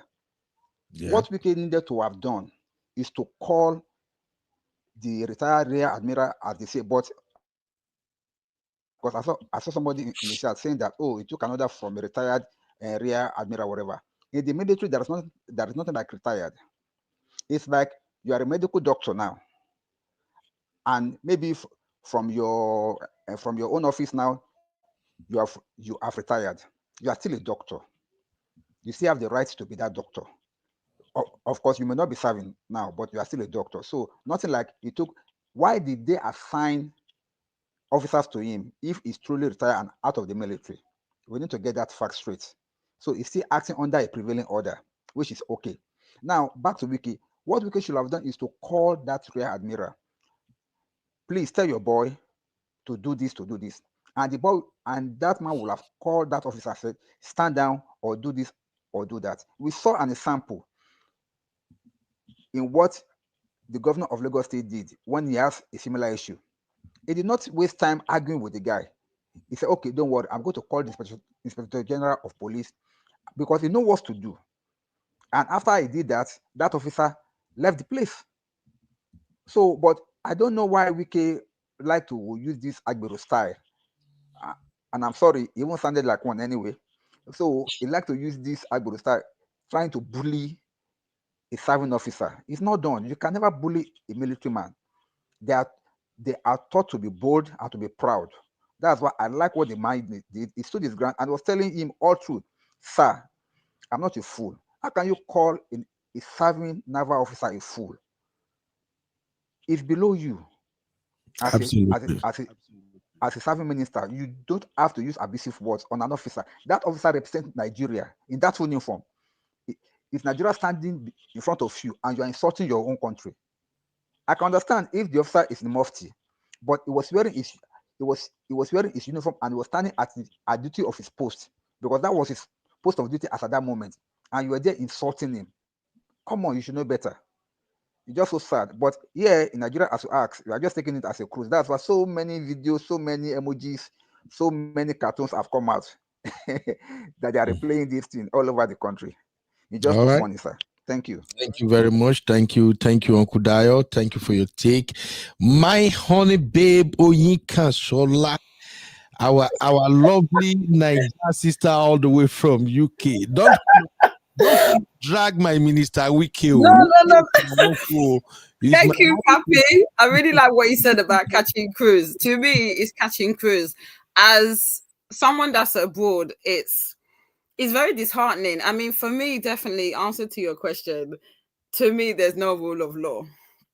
And I really like the demonstrations of the two videos that you did. You did Mr. Wike and you did the governor of Nigeria. And you can see the way in both scenarios, the way that each person composed themselves in exactly the similar situation. Mr. Wike, unfortunately, doesn't have control over his emotions. And I'm of the opinion that I'm not in the military, but from my understanding of the military, there is a command structure and there's a chain of command. Regardless of whether you think that the military overstepped his boundaries and shouldn't have been in that situation, there is a clear command structure. From my understanding, and anyone can chip in here, whether it's Abby that obviously has a father that's in the military, you are not allowed to, if you have an order to go against it, you could be charged for, I don't know what it is, misconduct or whatever. So in the military, it is very strict in terms of their command structure. So regardless of anyone's opinions that they shouldn't have been deployed there, it's abuse, clinical story, I get it. And I agree with what was said in the Arise News segment. But the fact of the matter is that the military is the face of the military is the face of Nigeria. There is a certain amount of prestige and representation that the military holds. And I think it's very unfortunate, because I can't imagine if it happened in the UK where you would have an MP that would be insulting a military officer in the UK or a Navy officer. That would never happen.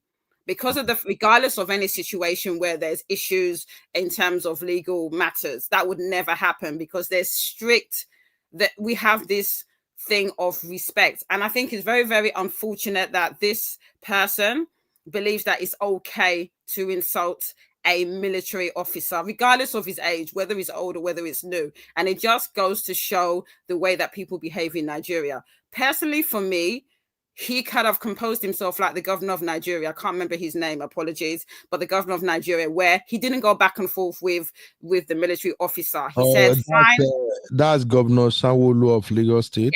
Yes. He didn't go back and forth. He was very respectful. He said, not a problem. Can you please phone? The military guy said, I will not do it. He said, not a problem. I will go and phone. You can see the level of maturity and the way he composed himself as regard, with the comparison of what we saw with Mr. Wike. You can see there's no maturity. And then to now have and now make it seem as if the guy was very respectful is wrong.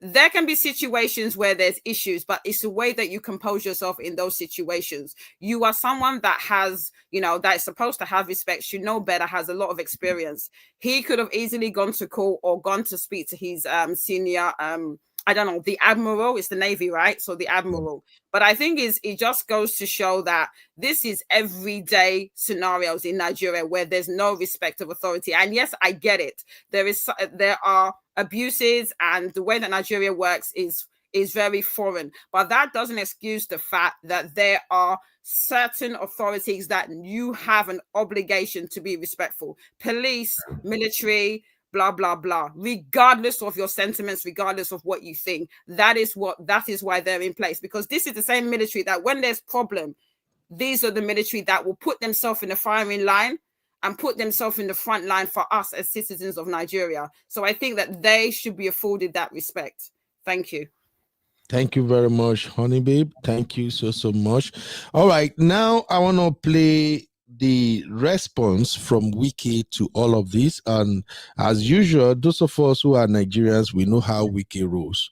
So anytime Wike have issue with anybody, he will deploy his spokesperson, his SA.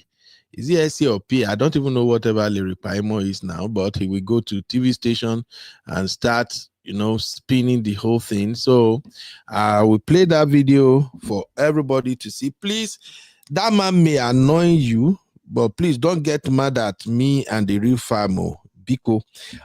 Sister Rose, the video I want to play right now, please. I know. Let me send some Don Pedro to your house. Don't be angry. that Wike spokesperson can really be annoying at times. Okay. Thank you, everybody. My brother Okenadu, how are you doing? I see you. Thank you very much. I think almost everybody agree with the officer anyway.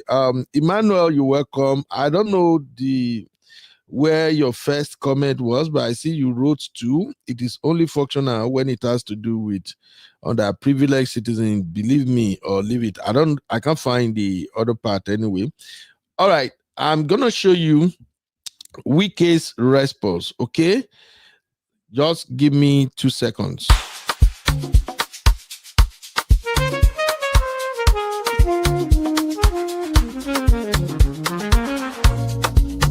Yeah. You be in the building. Hey, vibe with Uncle Bino. Let's go. Now happy hour things, Hang out with you, babe. It's our vibe tonight. Hey, laugh and learn. We shining bright. Oh yeah. You be stories, life lessons time. On the Uncle Beno show, everything feels right. From the streets to the world, we talk real talk. Vibes on the beat make the whole place rock. Happy hour flow with smiles non-stop. All right. You're welcome back. Okay, that bedu they bust my head every time. Now, this Wike aid went to Channels News, and the narrative was very different from his perspective. I want you to listen, please. Don't get angry with we here. UB and the real fam, we have nothing to do with Lyric explanation. No, but let's just take it as cruise. Take a listen. Valerio Lainka, who is the Senior Special Assistant, Publicity and Communications, the FCT Minister, who was also there on the trip with the Minister yesterday to give us an account of what transpired. How did we get to that story past yesterday, Mr. Lainka? Good morning. Good morning, my friend. See, we got to that story past yesterday because of the way we operate in this country. No zero attitude to compliance. Okay, now that is what we are, and it is painful. I saw the military, the army officer yesterday telling us that he was acting on an order, and I've also read online that a military man should obey the last order and order. And I've asked myself, which order? Like the minister also asked yesterday, you obey order, yes, but that order has to be lawful. The order has to be reasonable. For instance, if I am a military officer and my superior give me an order to go and shoot somebody, or let's say my boss give me an order to go and let me use the last. Sorry for using this word. Crazy narrative. Will I obey the order because the order is coming from my superior?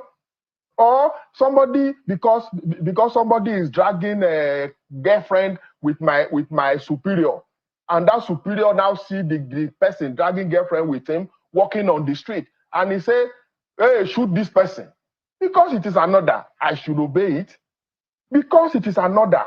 A military men should go and mount guard in a public building under construction. That is the issue here. Building under construction. Military men had to be sent to go and mount guard. Military men that was posted to the former chief of naval staff, Vice Admiral Awab Gambo, as his personal security details to secure him, to guard him, to protect him. He now chooses to make himself vulnerable and send those people on an errand. It's like somebody now here. I have security details to protect me here.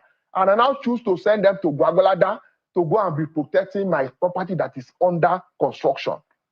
I don't seem to get it. Now let's go back to how we got to that level. That particular land was allocated to a company in 2007, Santos Estate Limited, for park and recreation. Let me say this again. Allocated in 2007 for park and recreation. The company did not do anything on the land because that place is a parkway, it's a walkway, it's a road corridor. You don't build there. Then in 2022, the company wrote to the FCTA, the minister, oh, I want approval from you to convert the purpose to commercial. From park to build park. You know what park is, a recreation, not permanent structures. Probably in anticipation of the minister's approval for conversion, the man decided to partition the land, a land allocated to him for park and recreation. He now partitioned the land and sold to people, including the former chief of naval staff. And that is why I want to say here that the former chief of naval staff was scammed. He was scammed. And he has realized that he was scammed. Instead of him to now come out and seek help, he resorted to use military might. Now, in 2022, the minister of FCT declined that request, did not grant the request for change of land use made by that company. That was where it ended. But he had already sold the land to people, probably giving them impression that the land use will change. Wike was not the minister then. In 2022, Wike was not the minister. Now, after selling land allocated to you for park and recreation, for people to build house, who should the former chief of naval staff go and hold? The person who scammed him or the government? He chose not to hold the person who scammed him, the company who scammed him. Now again, that particular portion has now been redesignated for the purpose of, if you know Abuja very well, you know how Babushi is. That is where you have Ministry of Works, Environment. That portion of the land, that parkway, is for public buildings and corporate buildings, not residential. Meaning that you cannot build residential house there. That is one. So as of today, Vice Admiral Gambo does not have a document, a title document, showing that he owns the land. He does not own the land. Now, assuming we're not considering that he has title documents and he owns the land, before you begin development of a land, there are processes you must pass through. One of such processes is to have a building plan. Building plan showing what you want to put on the land. And you take your building plan to the development control. See, you take your building plan to development control. The question Nigerians should ask Vice Admiral Gambo is, did he take the building plan on that land to development control, and the development control approve the building plan? So this is the letter with which the land was allocated to Santos Estate in 2007 for park. If you zoom your camera, you see that it is for park and recreation. This is the layout on the land. It is clearly stated. See, proposed parkway. You can look at it. All right. This is the letter.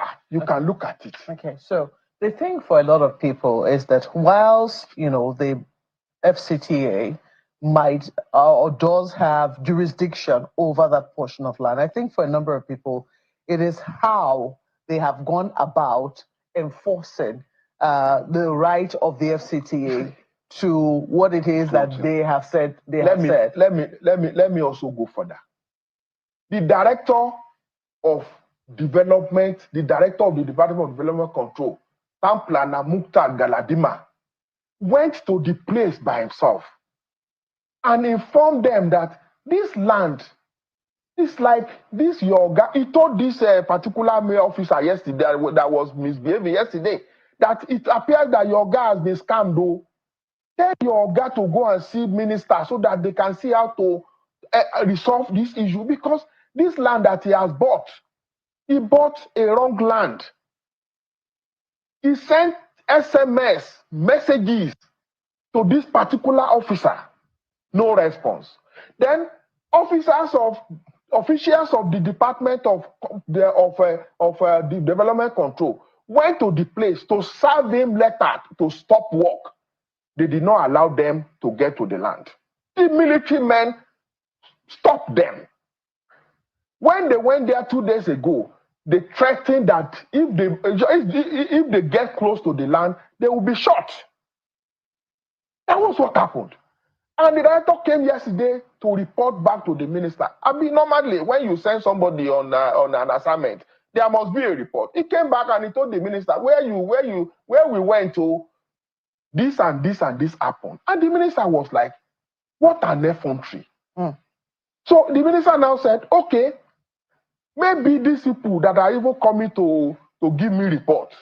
Because in most cases, you see government officials sitting in their offices, getting reports and acting on them. But the minister chose not to do that. He said, okay, maybe these people are even lying to me. They are not telling me the truth. Let me go there and see the place by myself. That was what the minister went there to do yesterday for an on-the-spot assessment. He went there with the commissioner of police, FCT commissioner of police. Policemen that came with the FCT commissioner of police were there. The ones that came with the minister were there. Before we got there, they have already used a vehicle, a logs, to block the road. That road does not lead to that land alone. It leads to other land. But they block the road. They block the road that nobody will be allowed to get to this land. What an effrontery. Land that does not belong to the man. And I feel so it is appalling that somebody of the level of the status of a former chief of naval staff who's supposed to be like a moral compass for the society choose to act like that. Because the question is, you say he must obey order. So clearly, is it the right? Just a moment, yes. Mr. Olayinka. So it clearly, from the get-go, you could see that things could degenerate, given the fact that the road festival was blocked. Now there are those who say that at that point is when the minister should have chosen to act through an institution and perhaps had turned back. Through an institution? Yes. 2 weeks ago, the director of security of the FCT wrote to the defense people, defense headquarters. He wrote a letter to the defense on this matter 2 weeks ago. And the defense headquarters? No response up to now. The informal response he got was that since the man is no longer in service, his matter cannot be handled by the defense headquarters. So when people say that no step was taken, yesterday the minister called the chief of defense staff before he left his office. He called him and he told him, when he got to that place, the portion there, at the site, The minister also called the chief of defense staff. You see from the video that he gave his phone to that unruly officer. You call him unruly? Yes, but because I'm coming because he was unruly. He gave the phone to him. See, as I'm here like this, I'm a Yoruba person. I'm from Ekiti. We respect authority, we respect tender. If my phone ring now and the person call and say, good evening, good morning, my name is Asiwaju Bola Ahmed Tinubu, do you think I'll be sitting on this chair answering that call? I won't. I will stand up. Yeah, but that is you. But, yes. That is your cultural... The minister gave him phone to talk to the CDS. And I saw the way there was no sign that this person was even talking to the CDS. He was normal, talking to this chief of defense staff. And I saw arrogance yesterday.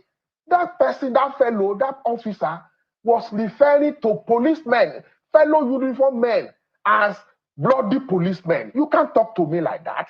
I am a commissioned officer. You can't talk to me. I am a commissioned officer. You bloody policeman. And the policeman also got angry. How can you, a uniform man, be ridiculing your fellow uniform people? I'll just say, to our viewers, because we were unable to show the full length of the video owing to time, and also some things that were said there, we're not allowed to play them according to NBC codes. Let us drill down on that, because clearly, when you watch the full length of the video, the minister lost his temper at some point, and he called the officer a name that he ought not to have called the officer. Anybody, any human being, even me, I lost my temper. See, if you were there yesterday, you will lose your temper. We are in this country. You see, one of the things that our military men should begin to also understand is that we are no longer under another military rule. Military is subjected to civil authorities, civil laws. You cannot, because you are a military officer, I go about, you see building, they will put military zone, keep off. It is wrong. So what I'm saying is this. So you justify what it was? Wait, the minister tried to calm people. If you listen very well, the policemen or the civil defense also got angry. They were reacting. The DSS, the DSS, one of the security details of the minister, DSS officer, one of the soldiers was standing in front of the minister holding gun, and the DSS one had to tell him, how can you stand before the minister and you are pointing gun at him? You want to shoot him? He was like, that is where that situation. I have to stand here. It will get to a level, we are all human beings. It will get to a level when somebody that you feel that should reason, that should operate, you have a level of moral, or you have a level of moral, but you don't begin to act like that. I was there. As a human being, I also got pissed off. And I asked myself, is this the kind of country we want to continue to run?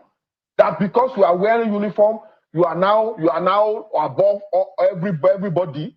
Because you are wearing uniform, you cannot turn yourself to security guard and be guarding private property, buildings under construction, and you are telling us that you are obeying law, you are obeying order. Does that mean that if your guy is a poultry farmer, he can also send you to go and be guarding fowl? Mr.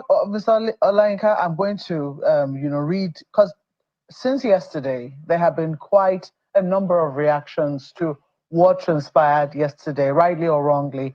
I'm going to read that of a former minister of the of aviation, Osita Chidoka. He wrote that Minister Nyesom Wike's decision to personally enforce a directive at a disputed site was a fundamental misstep. In constitutional democracies, power operates through institutions, not impulse. Executive authority must be exercised or adjudicated through the courts, ministries, and lawful instruments of state, never through confrontation. No matter how justified a grievance, a minister cannot become an enforcer that violates the very idea of ordered government. This is one of the reactions, and he was a minister. I do not know if you agree with it. But we've also seen the reaction of the former Chief of Army Staff, Lieutenant General Tukur Buratai, who also thinks that this is a security breach. I'm going to read what it is that he also said. I do not know whether you've seen some of these reactions. He said that the minister's conduct during the exchange transcends mere misconduct and undermines the authority of the commander-in-chief and the integrity of the armed forces. These are some of the things that they're now beginning to say because they believe that the minister ought to have recognized that he is the commissioned officer in uniform and maybe at that point ought to have withdrawn. What are your thoughts on that? Well, let me first of all react to the statement by the former Chief of Army Staff, Tukur Buratai. See, when I read that statement coming from him, I was like, oh, you've seen it? I've read it. I read it. I saw it yesterday. And I was like, the former Chief of Army Staff is not concerned about talking to a uniformed man. He's not concerned about somebody, uniformed military men, who should be at the war front, naval officer, who should be at the Chad Basin, confronting terrorists, being converted to private guards, guarding uncompleted building. Which one is a security threat to Nigeria? Between soldiers trained to defend Nigeria, now be converted to security guard, let me use the word, may guard. That's very disrespectful of our military, Mr. Olayinka. And we do know that military men also safeguard property. That's exactly what they went to do. Uncompleted building. You see, you can safeguard property. You don't, where people are living there, no property under construction. You are protecting property under construction. Instead of you to be in Bono, they can protect property under construction. And a former chief of some people will say they can defend that. I mean, they can protect that if it is within their jurisdiction to do so. You can protect property if it poses security threat to Nigerians. It does. That property, what security threat does it pose to you and I? It doesn't pose any security threat. And a former chief of army staff is more concerned about a military officer who went to do unlawful duty because all others are not lawful. All right, let's take let me let my colleague come in now. We'll extend this matter for a few more minutes, and then we will be going to another matter.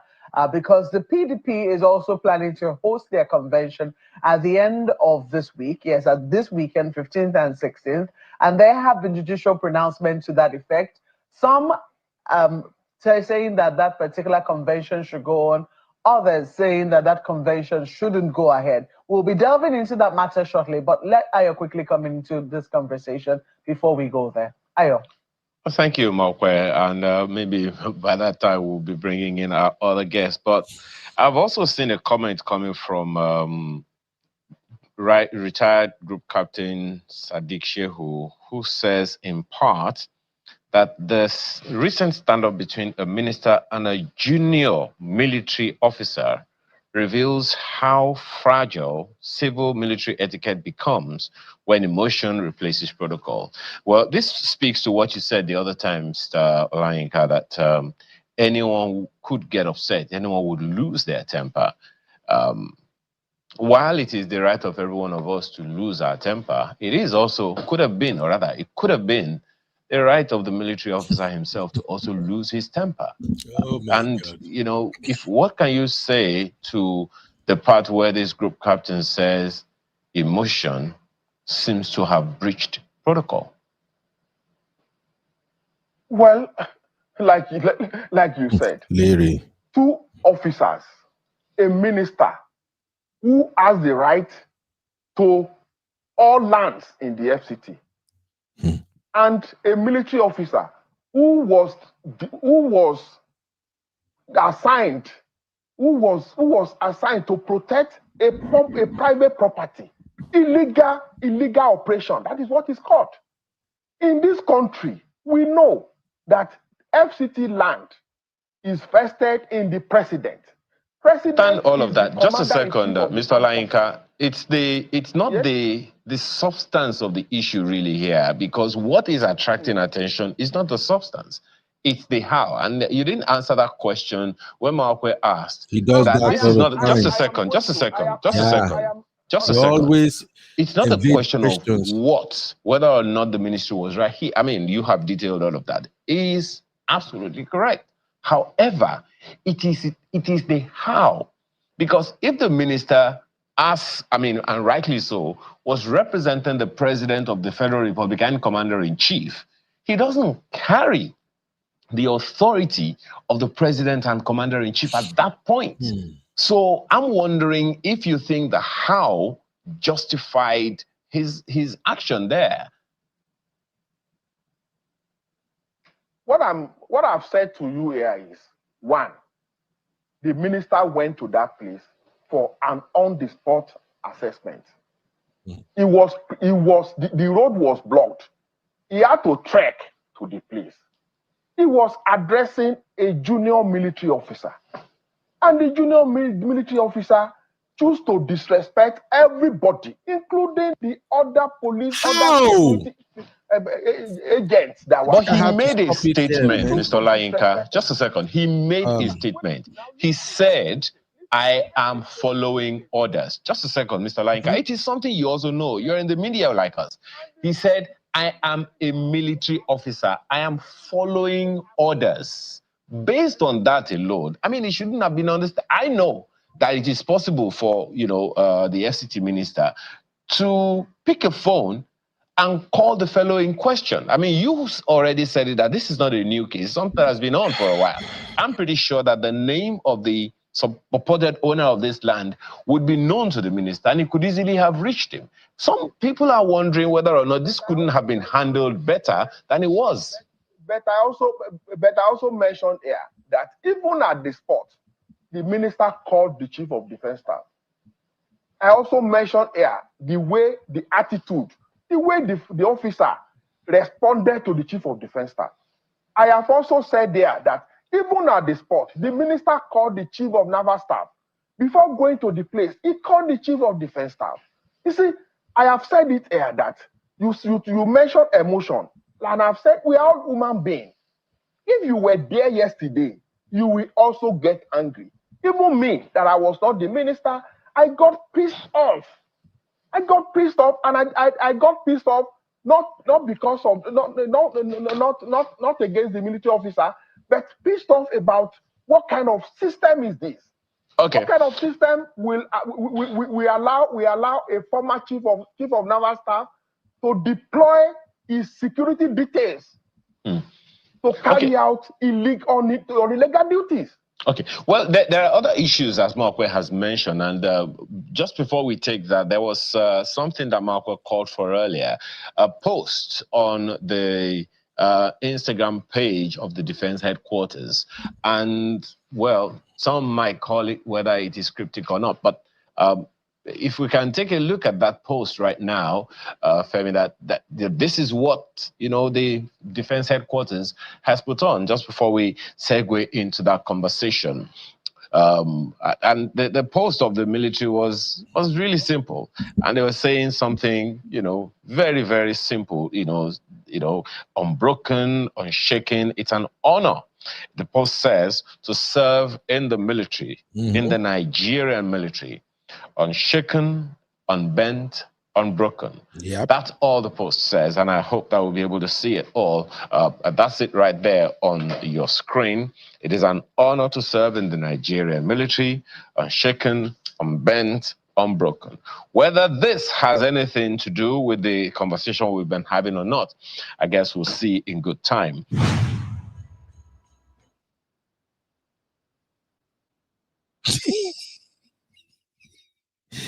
Okay. We have got to the point where literally anybody can build a fully working app without knowing how to. Okay, that's all I can take from that exchange. ladies and gentlemen, let us react to Mr. Leary explanation, and we can call it a day. First off, I have just 2 more polls and we'll be out of here. The first poll is, do you believe S.A. Leary's side of the story? If you believe it, drop a 1 in the chat. If you think, nope, Leary got it all wrong, drop a 2. Before I move on to the next one. Now, let me bring my panelists into this conversation. Thank you, everybody, for hanging out with me. My baby girl, Abby, is in the building. Abby, I saw you share some stuff in the backstage. I'm going to have you read it for us shortly. I also saw Uncle Emeka's response to all of this. And I respect Uncle Emeka's view on this because Uncle Emeka is actually a retired American soldier and he has better knowledge of how all these things supposed to go down. So if Uncle Emeka permits me, I would like to share his view too. But first, let me quickly go to the panel. Let's do this like 2 minutes, starting with Sister Rose. Sister Rose, do you believe this man's story? All I see here is like he's trying to spin this story. Do you believe him at all, ma? Ben, I had a headache. I could barely listen to this nigga. I had a headache. First of all, he's talking sheer and utter rubbish. Now, Sister Rose, don't do New York tea now, please. Okay. Ben, I'm even being nice. This is the clean, what do they call it? G version, okay? I could use more other choice words, but I have, this is what I would say is very kosher. Now, number one, the little bit I know about military is about order.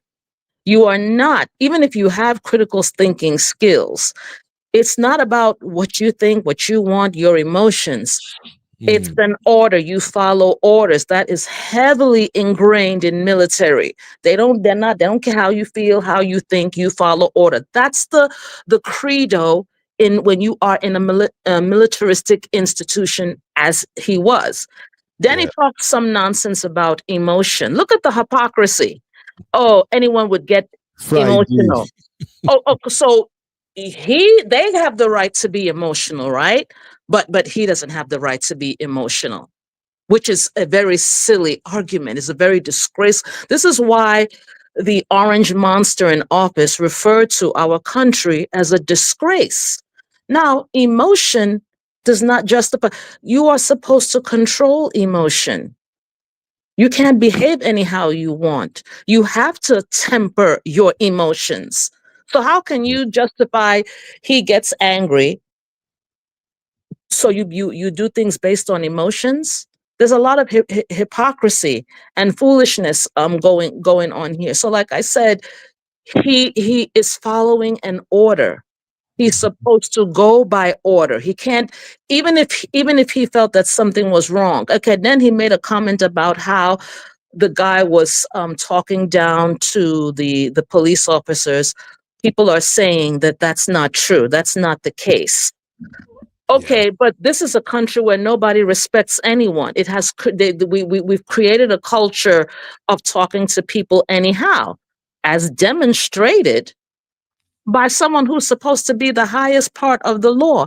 And you can see, Ben, that I don't know, but everyone is a lawyer in Nigeria. If they're not a pastor, they're a lawyer. But it seems like we put illiterates because there is a respect that you have to give the army, whether you like it or not. There are a lot of people who I don't like, I don't respect, but I have to comport myself. You're not giving any respect to the army. You're not demonstrating by example. Then tomorrow when things go awry, everyone said there's no law and order. How can there be law and order when the person who's supposed to have some kind of authority shows no respect? Now, when you give a military person an order, I know this case is a little different. This is something more domestic and kind of minor, but there's reasons why you give order. What if now the guy didn't listen to order in a certain situation? Things went wrong. You know what the minister would say, so-called minister would say? Are you not supposed to follow order? Are you supposed to go by emotion and logic? This is why the country is in the mess. that's in. But again, the beautiful thing that I'm seeing is that look at what the anchors, the news anchors, they were asking him pertinent questions. He said that he was given an order. I also liked how the lady read the law to him. She read the law, which this thing couldn't even answer. He's supposed to be damage control. He did a horrible job. That's my take on it. Thank you, Sister Rose. In fact, people agree with you on the chat.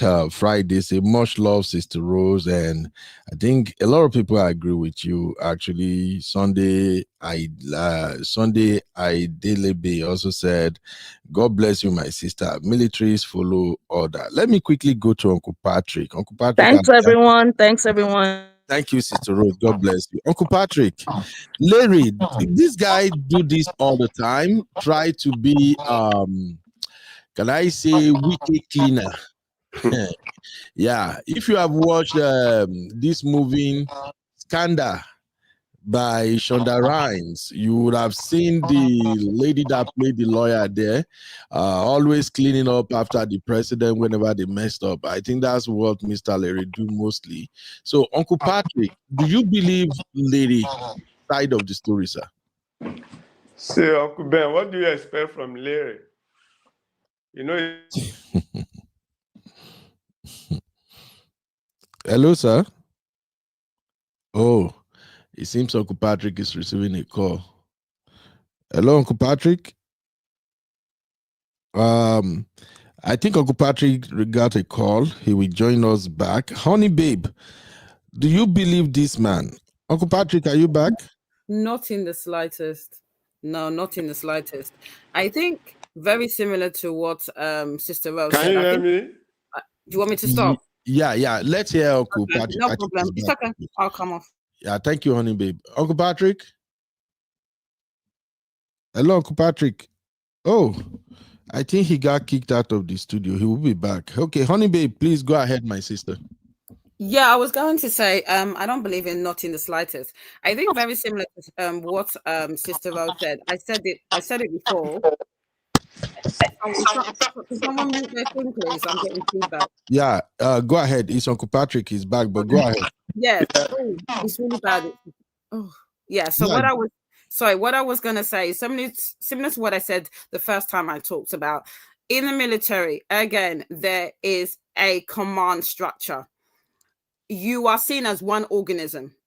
As the military, you cannot think for yourself. There's explicit direct orders, direct commands. Even if you were to say per se to think that it was unlawful, it is not your place, because at the time and the situation, you follow direct orders. If it is the question of if it's unlawful, then it goes to court.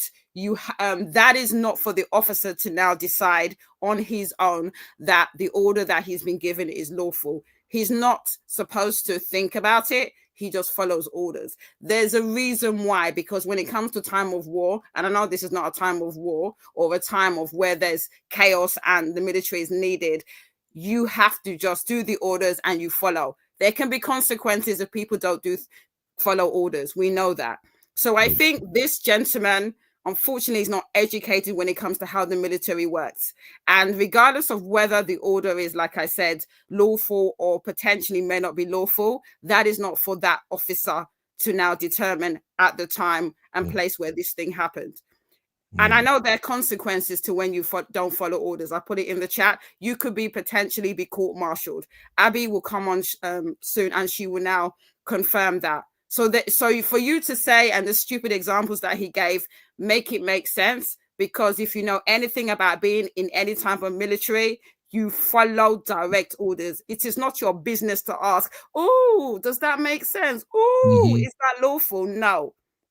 So for me, it just shows that he's not educated in how it works. And as I said, in terms of the justification that these are men that are very elderly, and these are men that should know better. And I say this and I say this then, if you're in a position of power, on a position of responsibility, and you cannot control your emotions, you have no business. Again, you have no business being in the position that you are. You are not a child. You do not have a temper tantrum because you're not happy with the officer saying to you, I'm sorry that I'm following orders.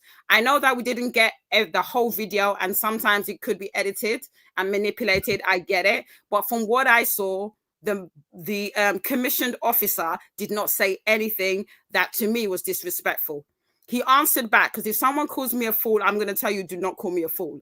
And Absolutely. I don't know if anybody else would say anything different. As far as I'm concerned, I think it's very important, like I said, a lot of people that are speaking about it, to understand the way that the military works. As far as I'm concerned, the head of the military is the president. So as far as I'm concerned, he's the only one that can rescindicate any particular order.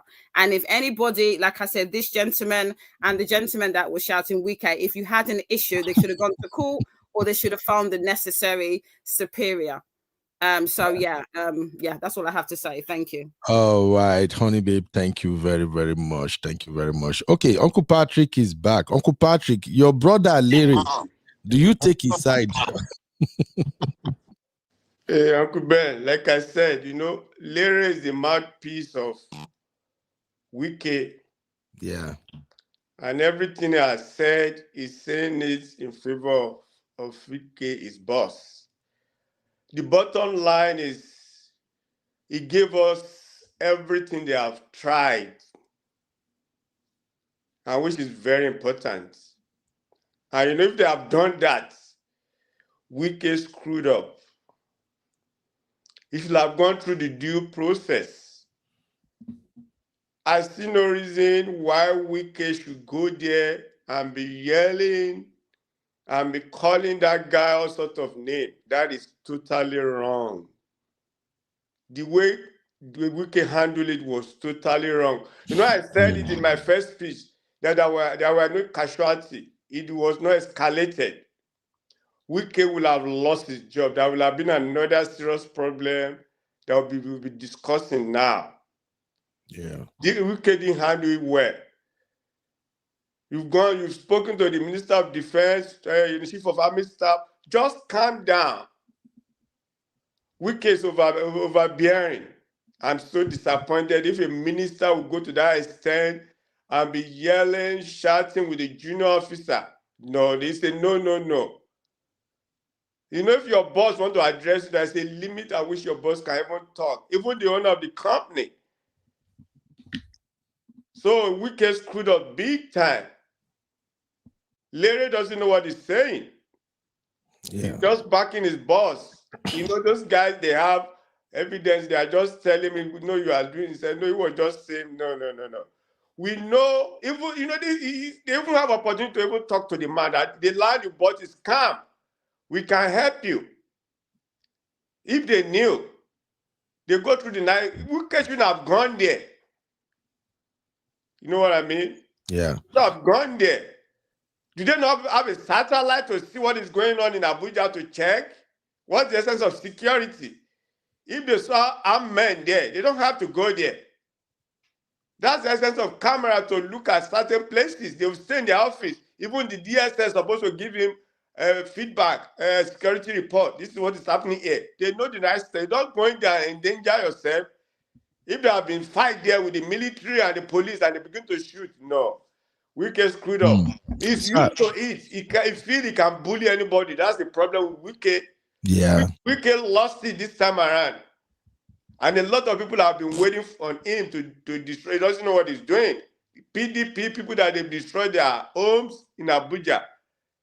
They are making public shame of Wike right now. You can imagine a very junior officer engaging yourself with that, and the man stood his ground, and you cannot even do anything. Why go there?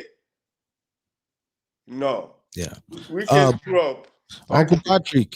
Yeah. Uncle Patrick, Mr. Larry described the young officer as a very unruly young man. He said the young officer insulted a police officer.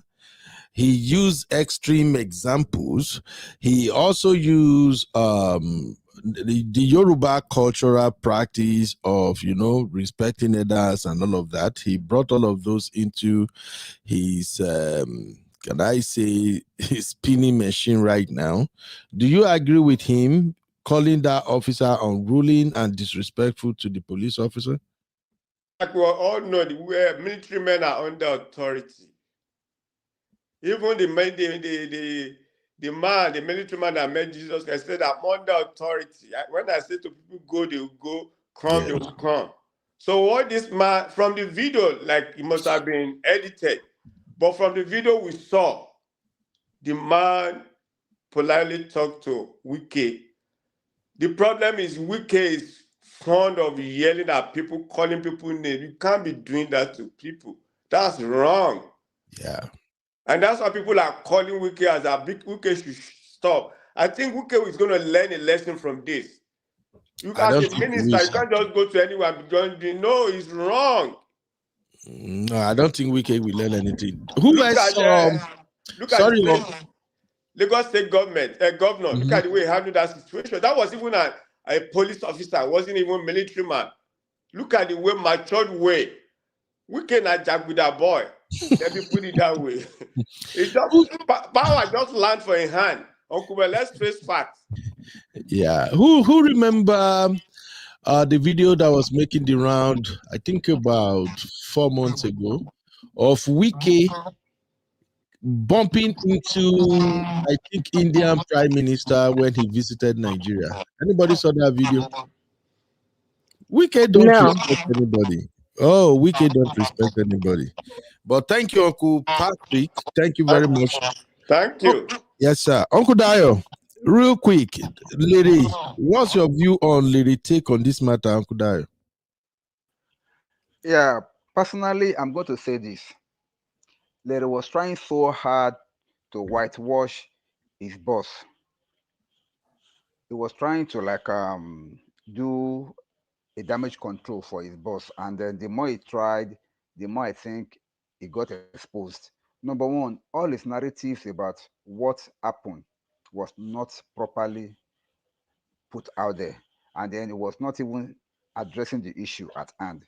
He was busy addressing the fact that his boss, in person of Minister Wike, was trying to correct a wrong, what they consider as a wrong. But of course, the boss has left the purview of the correctional to now pursue it on a personal level. And that's why, I mean, that is where the boss is wrong. Number two, the moment he refused to follow the right protocol by using institution to fight the matter. Now, there are two issues there. It is not about whether that land belongs or does not belong to the ex-military officer. It's not about that. That is not the issue. What we are addressing here is the fact that the altercation between a sitting minister and a junior naval officer supposed not to have even taken place in the first instance, to the point that the minister now embarrassed himself by coming forward to be talking and then to be addressing and then to be addressed the way it was being addressed. So that is the issue. And they were asking Larry the way your boss wanted to implement or carry out that law or that order that he has, because he believed that somebody is committing a wrong thing and then you want to enforce the law. Must you come by yourself to come and do it in front of a junior military officer? He never answered that. He was shying away from it. He was saying that anybody could be emotional. But to me, it does not make sense, because you're supposed to follow the right protocol if you want to get the right results. Rules are there for a reason. And if you don't follow the rules and then you want to follow your personal way, you will end up hitting a brick wall. And that was what happened in the person of that officer. And that young officer was so respectful all through. He did not use any abusive words on Wike. Even when he was calling him a fool, the guy was just saying, "I'm not a fool, sir." So respectful.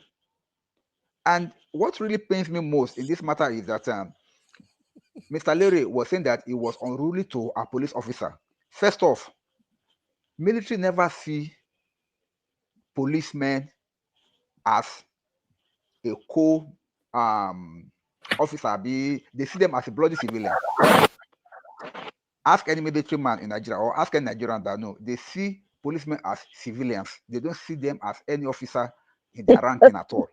So when the policeman says something, I could not hear it in the video, but the policeman said something to that military officer. That was why that military officer now turned to him and say, "You are my junior. You are not supposed to be talking when I am talking." He told that police officer. So that was where Mr. Dere was saying that, oh, he was being rude. No, he was not being rude. This is protocol. No, normally the police are supposed not to address him because they are not in the same caliber. They are not on the same level. So when he felt an insult from that police officer, he addressed the man directly. But he respected the minister. Every insultive word that the minister thrown on him, he never replied back. That is a man under control. He controlled himself, but unfortunately, our minister could not control his own emotions.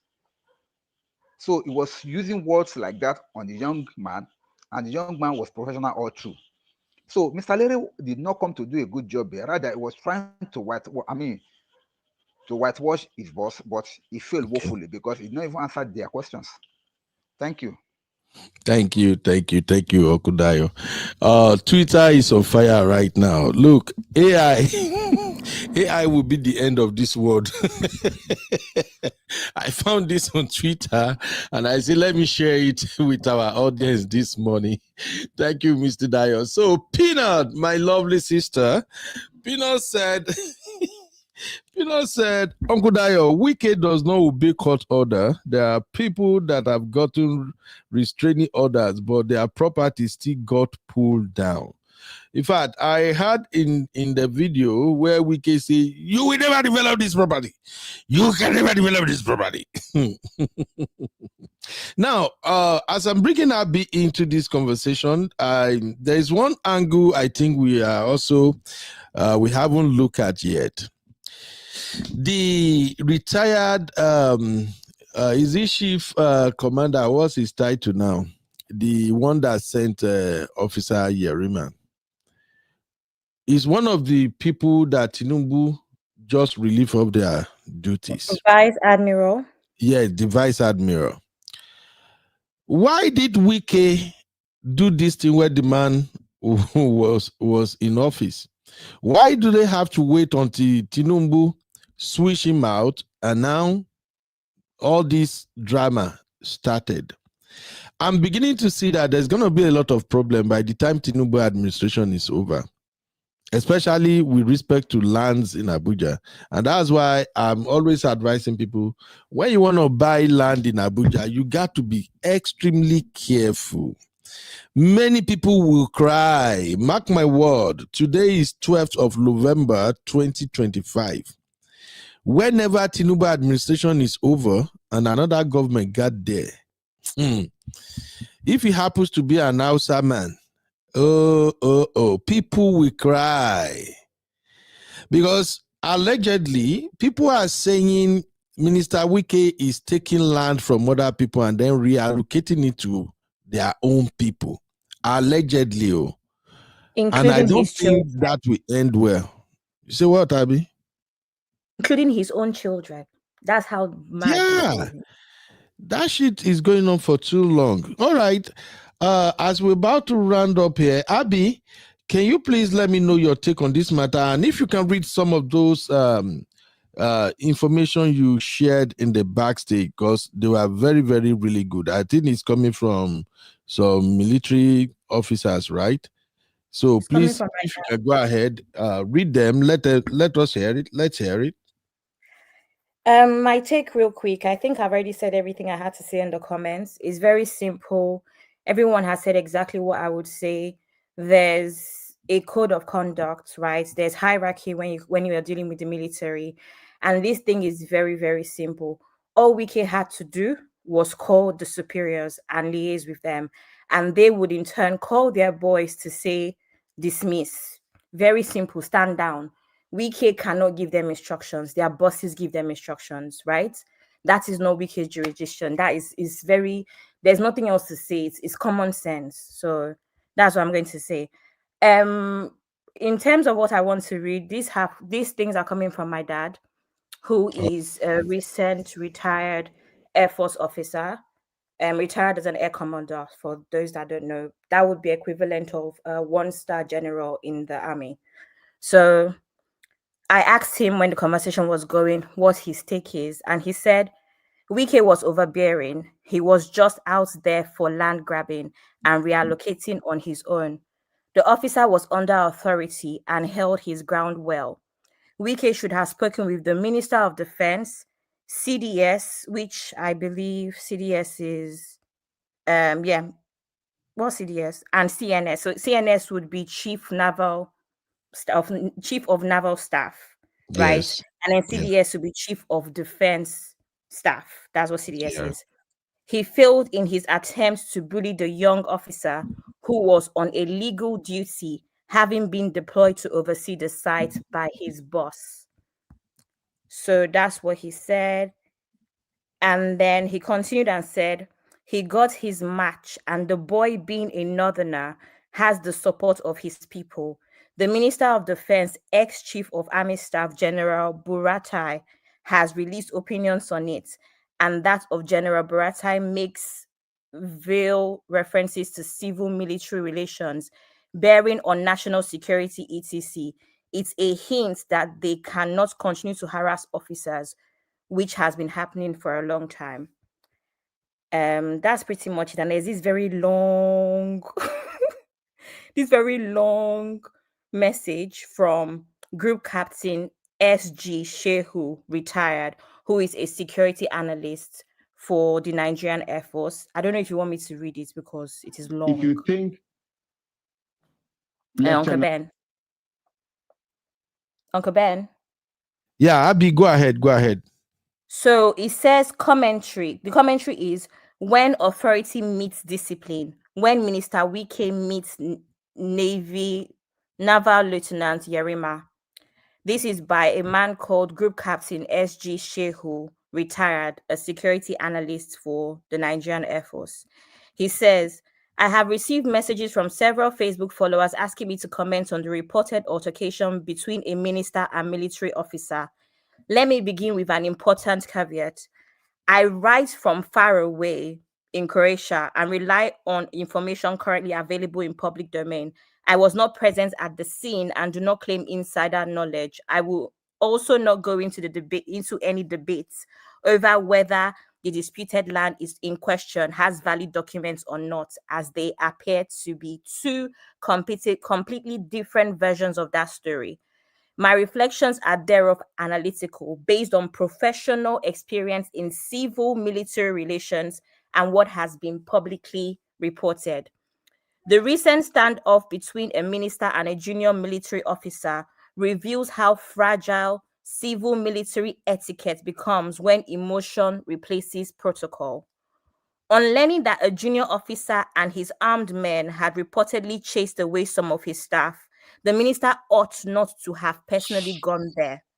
The appropriate and dignified course of action was to place a call to the Chief of Naval Staff, CNS, the Chief of Defense Staff, CDS, or even his colleague, the Minister of Defense, for clarification and intervention. By rushing to the scene with his own armed escorts to confront armed military men led by a young officer, the minister set up a volatile and explosive situation. By directly confronting a subaltern and calling the Chief of Defense Staff mid-exchange, the minister short-circuited the normal chain of command and drew the highest military authority into what should have been a routine administrative matter. What makes the incident particularly telling is the restraint displayed by Navy Lieutenant Yerima, who, despite being publicly addressed with words reportedly as harsh as stupid fool, shut up, remained calm, professional, and in control of his armed subordinates. It could have taken just one rash moment, one misread gesture, and one angry command for the situation to deteriorate dangerously, which we do not know what the CDS told the minister and the young officer. The fact that the minister eventually withdrew speaks volumes. Most probably, the CDS, after hearing both sides, wisely advised the minister to withdraw. In any democracy, civilian authority must be exercised with civility and military discipline with decorum. When either is lost, the state risks confusion where clarity should reign. True professionalism lies not in a certain rank or office, but in knowing when to pause, listen, and let institutions and not temper speak. My professional reading of the incident: 1, the minister, even governors, LG chairman do not exercise direct operational command over military personnel, even if they operate within jurisdiction.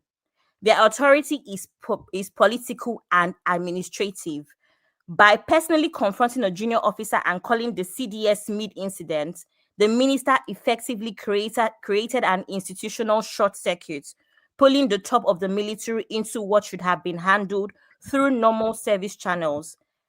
That initial misstep of rushing to confront the junior officer undermines both civil oversight and the military's internal command integrity. Number 2, the officer's response, though possibly uncomfortable to watch, was not necessarily in subordination. It was in subordination because there is no commander. Subordinate nexus between minister and the officer, but there could be mutual respect. A junior officer unexpectedly handed the phone by a minister to the CDS is under enormous pressure. Explaining his side calmly to the professional superior is not defense. It may even be the most disciplined thing he could have done in that moment. The fact that the minister retreated afterwards suggests that the CDS, after hearing both sides, likely advised restraint or closure. 3, the deeper lesson. This was less a clash of personalities and more a failure of protocol literacy.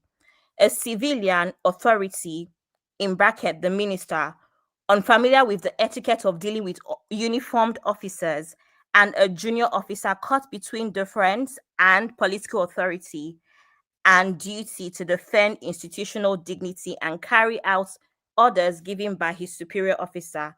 Concluding advice to civilian leaders. Senior civilian officials must understand that in the military ecosystem, subalterns, i.e. lieutenants to captains, are the sharp end of the spear. They are trained to be decisive, unyielding, and aggressive when duty demands.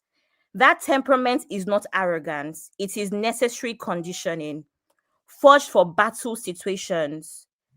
Their firmness and aggressiveness is what steadies men under fire and keep units alive when chaos reigns. In the Nigerian Armed Forces, we even have a name for them: fire eaters. Ask any seasoned soldier or non-commissioned officer and you will hear it with a knowing smile. Better to offend a general than to offend a subaltern. A general might forgive you, but a subaltern will not. A new commander may be posted to a unit and it might take a few weeks before soldiers know him. On his first day of reporting, every soldier will know a new lieutenant or captain has arrived. From the gate, he's likely to catch a soldier who did not salute properly. And rightly so. It is designed to be that way. We don't want our subalterns to be soft. Their fierce sense of duty and intolerance for disorder are precisely what make them effective tools at the sharp end of military machine.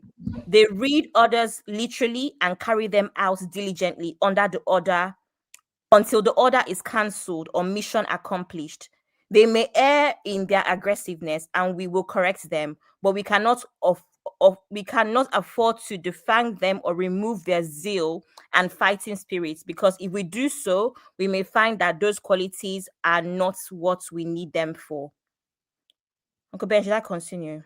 Oh yeah, that's okay. That's okay. The message is well noted. Thank you very, very much. Thank you very much, Abby. Yes, all right. sir. Let's just take some comment and round up. We've really done justice to this conversation. Thank you everybody for your participation.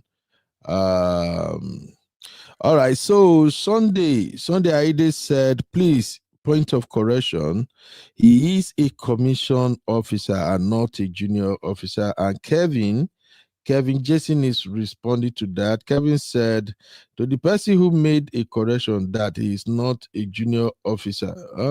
I really don't get the rest of it. He is a junior officer. Lieutenants are junior officers. Senior officers, yeah, lieutenants is at least 3 ranks below what you consider as senior or commissioned officer. He is a junior officer. That's just the term. Yeah, it's not a bad term. That's just the term.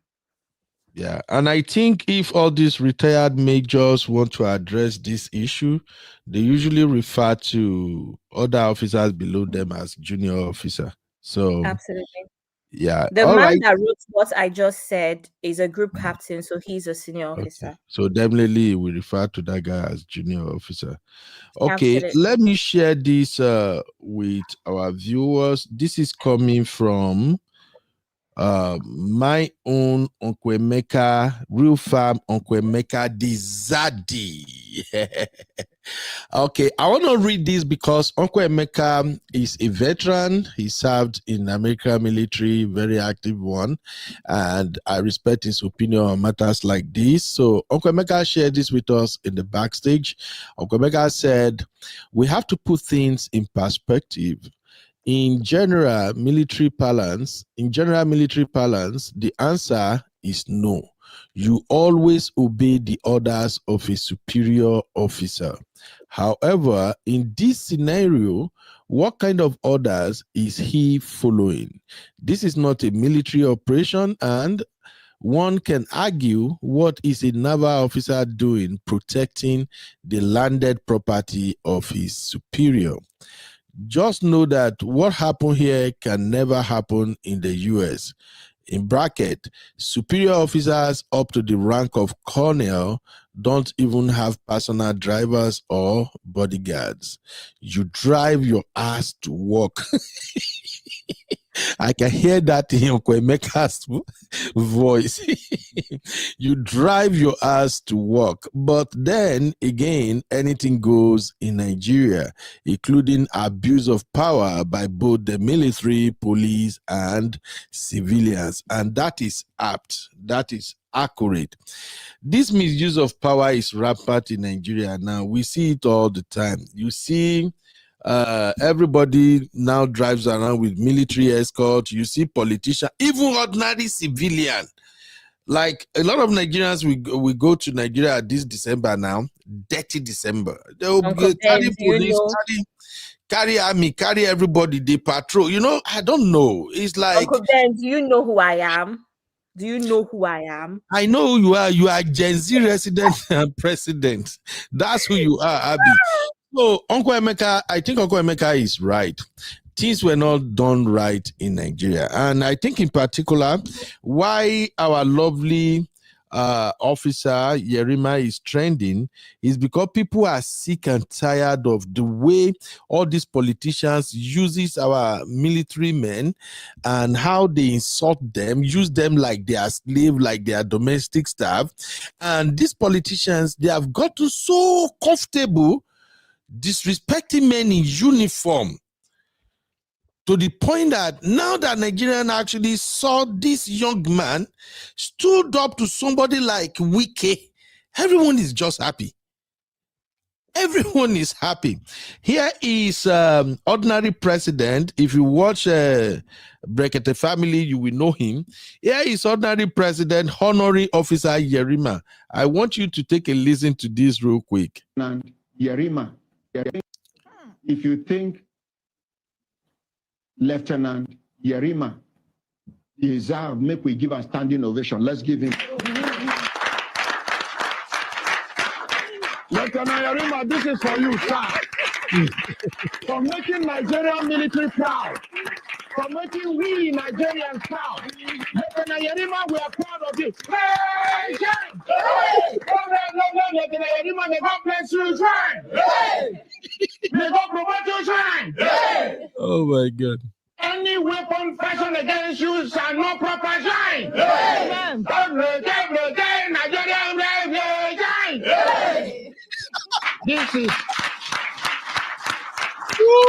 sit down. And as for Wike, they wait for them to tender an unreserved apology. Wike no, if Wike no apologize, Tinubu must apologize on his behalf. We demand that apology. Sorry, ordinary president, that is not coming. I can bet my last dollar Wike will never apologize. Is there anybody on the panel who think Wike will apologize? Anybody? Oh yeah, never. Uncle Dayo, you think Wike will apologize? I swear, Wike will never. Wike cannot. Wike will not. In fact, Wike is getting aggravated. You know, he's a very, very temperamental man. So it's already getting aggravated now that Nigerians are talking about it. He will be getting more angry. So I don't think he will ever apologize for this. He will not. Oh my God, he might put out, we know in Wike as well though, he might put out a diplomatic statement. One of those ones no, because he might know. The reason why I say this is because there's a very high chance that outside of this, based off of, there might be more conversations. So he might do one of those diplomatic ones where he's not going to admit that he's wrong or he was right. Wike will never apologize. The next thing you will see. No, he won't apologize, but he will talk. Wike will show up on Channel's TV. And he'll be like, can you make that officer? Look at me. The next thing where you go see now, allegedly, before they come and beat us. I'm actually scared of beat you. Yes, Uncle Patrick. You know, Nigeria is so funny. Like you rightly said, this guy is a very junior officer. And we know we can step on many toes. Yes, there's no doubt about that. And they're all we. You know, I said it in my first statement here. So if you are saluting that guy, I would now say the military should come and take over Nigeria. Buratai that just spoke, was he not there when Boko Haram was killing people before he retire or get him retired? So I don't have respect for all these people, Uncle Ben. Irrespective of what has happened, we know Wike is too overbearing.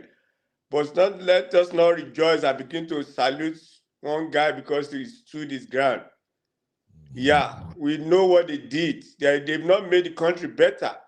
Baba State, when we say Baba State, we want it, we take care of Boko Haram, not knowing that they are the one that even brought these people. So don't let us be carried away with what just happened. We know Wike before that he has stepped on toes. But I'm not going to salute anybody because of this. It's the truth. That's my take. Thank you, Uncle Patrick. Thank you very, very much. All right. I disagree with Uncle Patrick. I do. You disagree? Uncle Patrick said that we should not salute any military, and I do understand where he's coming from because they're all a mess. But doesn't it start somewhere? And maybe the reason why the military hasn't been able to do its job because of intimidation like this. When you have a somebody like Wike, and who is just one of numerous examples that intimidate the military, that's why you have the country in a mess that it is. That's why it doesn't do its job. So I'm not saying that all hail this guy, even though I'm very happy with what he did. But my thing is, isn't that where it starts? Doesn't it start from one person having some level of defiance, refusing to be intimidated, that may have a domino effect and change the way the military behaves? It's just an opinion. But I get what Patrick is saying. At the same time, I kind of disagree. Thank you. Uncle Ben, I agree with Sister Rose. As someone who grew up in the military, I've seen the military go against the police, right? And sorry, I don't know what that sound is. It's from Uncle Patrick. Go ahead. Okay, I've seen the military go against the police in so many situations. Again, it starts from somewhere. We even saw it happen. We saw it happen in NSAS, particularly the Air Force and the Navy. I can't speak too much about the Army because the Army it's very different. I don't want to say much about that. Sorry, Uncle Patrick, let me just quickly finish that. So I feel like the military, they often do their own part, but it's a bigger issue than the military, and it has to start from somewhere. We even saw it during NSAS, where they formed barricades to protect the youth.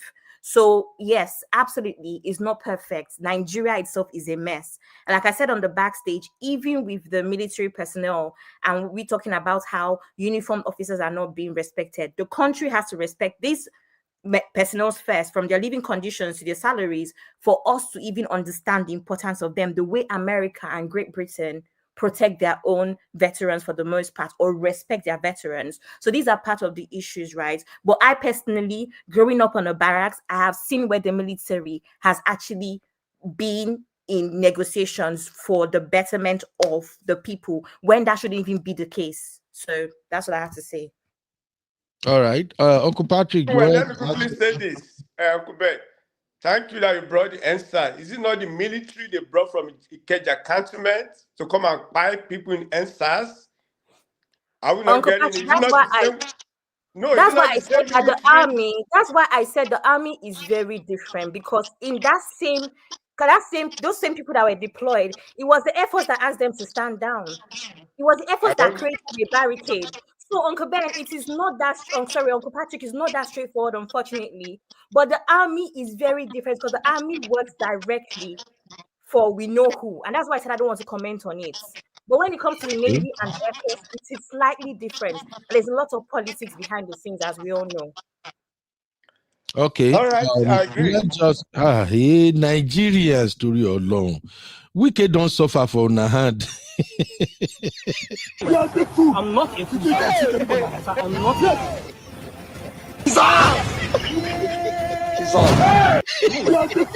good for him. I'm not.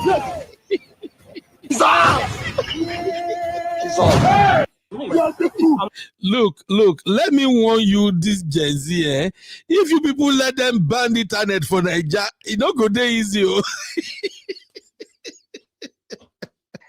Uncle Ben, if they should make that move in Nigeria, maybe, God forbid, what happened in Nepal will become shy play, because the way Gen Z will come out, oh my. God have mercy. I was getting ready to say that. Okay. Now, what I said earlier on, as it is going on now, we are just catching cruise in Nigeria. You will still see a lot of funny memes and funny videos and cartoons like this. Just watch. Thank you. Wahala day. With the wait. What be this one? Minister of FCT, we saw what you did to our colleague today in Abuja.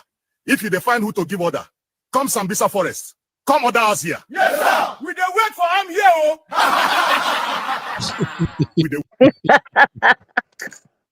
I'm telling you, Nigerians.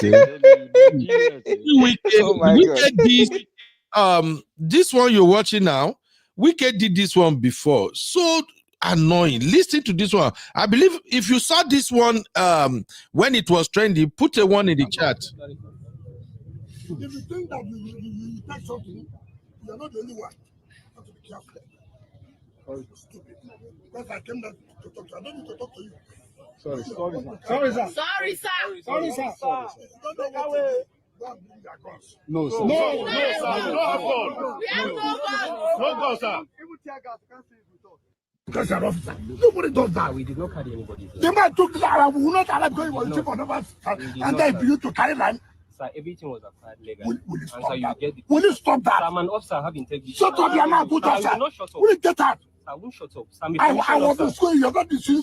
Sir, you can't shut Will me you keep quiet? Get a big fool. I'm not You are the fool. I'm not a fool. You can shoot anybody like that. Sir, I'm not You a are the fool. I am not a fool. This is you are primary school. I'm acting on order. For which order? You see whether you love this. Sir, you can't call me a fool. Go and open up your mouth. I'm not a fool.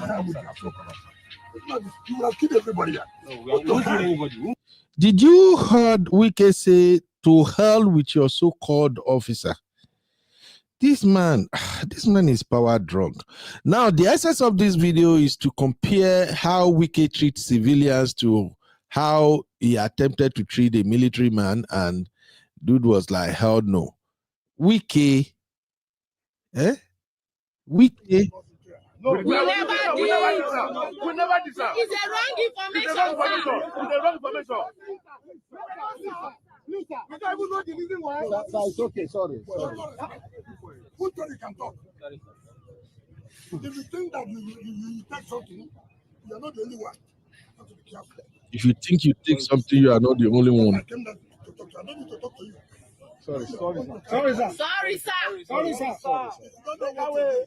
Don't bring your guns. No, sir. No, sir. No, gun. We have no guns. No guns, sir. Even tear gas, you can't see it with us. Because you're officer. I wish they did. The man took the Arab, we will not allow going to check on us. And then you to carry line. Sir, everything was acquired legally. Will you And stop sir, you that? get the Will you stop that? Sir, I'm an officer, I have integrity. Shut up, your mouth, put Sir, I us. will not shut up. Will you get out? Sir, I won't shut up. Sir, I'm a I professional was in officer. school, you're not in school. Sir, you can't shut Will me you up. keep quiet? Get me a big fool.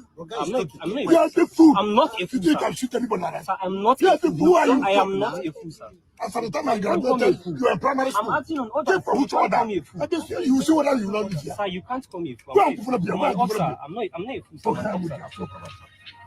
You will have killed everybody here. I tell you, Wike will show up on China's news and he's gonna even intimidate everybody there. Anyway, this is where I'm gonna draw the curtain. It's a mess, and I'm glad that everybody called it out. Thank you, everybody who actually took their time to say hell no. And I want us to join. I want us to join fellow Nigerians to appreciate this officer for at least bringing hope to Nigerian youth again. And he's good looking. Oh, he's a very handsome guy, man. He's a handsome guy. The girls are tripping over him right now, but I think it's just for fun. Me personally, I actually like the fact that he stood up to Wike. That is, Wike is acting like a bully at times. I'm sorry to say. I don't know, the way he talked to people, tear them down, make them feel less important, he just get away with everything and all of that is crazy.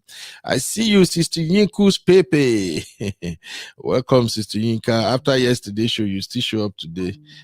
Sister Yinka say, just have money and power and you can run the Nigeria army to play your silly games. Nigeria is in the dump. We need we need overhaul. And I think you are right, Sister Yinka. It's so crazy. Zeno said he has banned cameras for people. Have you people heard? So who banned camera? Are you aware of that, Abby? I haven't heard that at all. That somebody banned camera in Nigeria. And again, if they try to ban internet or anything in Nigeria, Sister Yinka said, if they make that move, ban internet in Nigeria, that's WAR in the process. So, because this internet is all Nigerians are using to console themselves. I love my people and I miss. Yeah, exactly. The government may try to ban it. I saw President Tinubu making a comment. Maybe that is what Zeno is saying. I think I saw Tinubu somewhere now. Okay, here, let's take a listen real quick.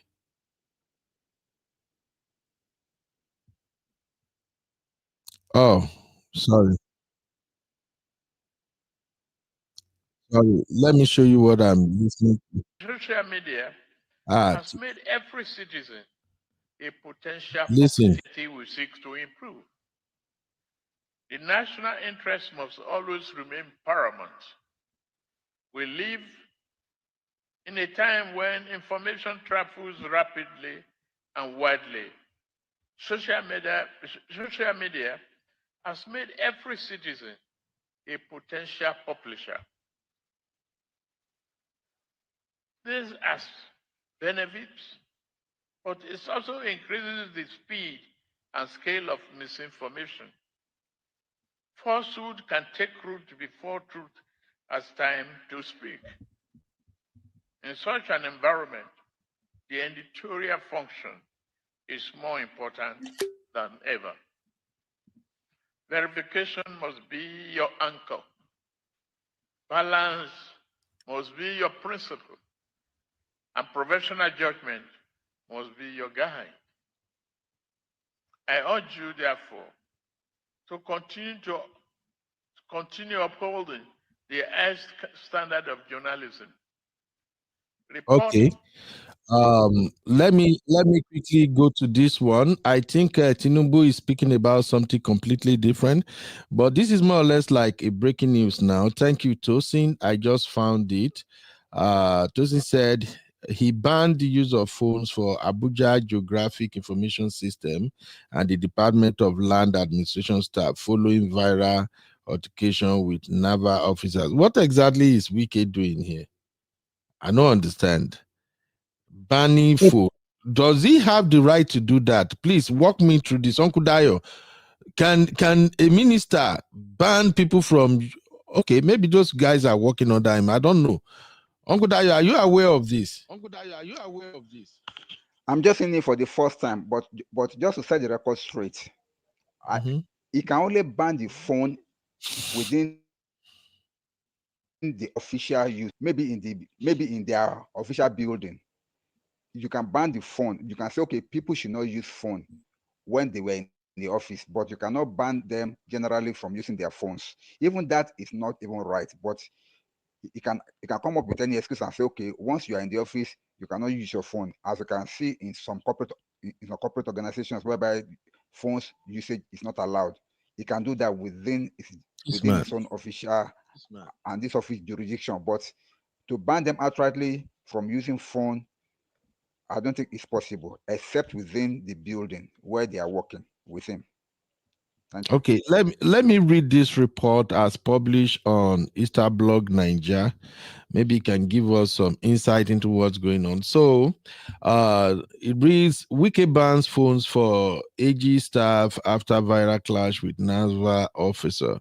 Federal Capital Territory Minister Nyesom Wike has ordered a sweeping ban on mobile phone use by staff of the Abuja Geographical Information Systems and the Department of Land Administration, according to an internal memo obtained by Sahara reporters. The directive, effective Wednesday, November 12, 2025, prohibits all officers on salary grade level 14 and below from bringing their phones into office premises. Okay.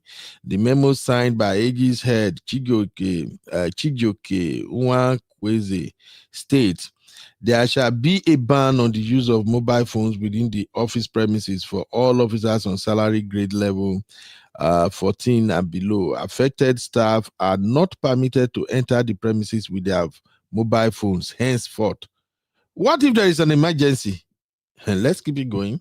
Insiders revealed the order came barely 24 hours after videos of Wike's heated confrontation with a naval officer at a disputed Abuja property went viral on WhatsApp groups, allegedly shared by AG's employees. The minister was furious that the videos circulated among staff. He said it's an act of sabotage. One source said, the phone ban has drawn sharp criticism from civil rights advocates and workers who describe it as primitive and draconian.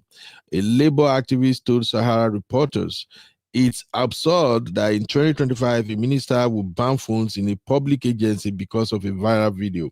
This is not leadership. It's paranoia in power. Meanwhile, the National Association of Nigerian Students condemned Wike over the viral video, accusing him of verbally assaulting a naval officer performing lawful duty.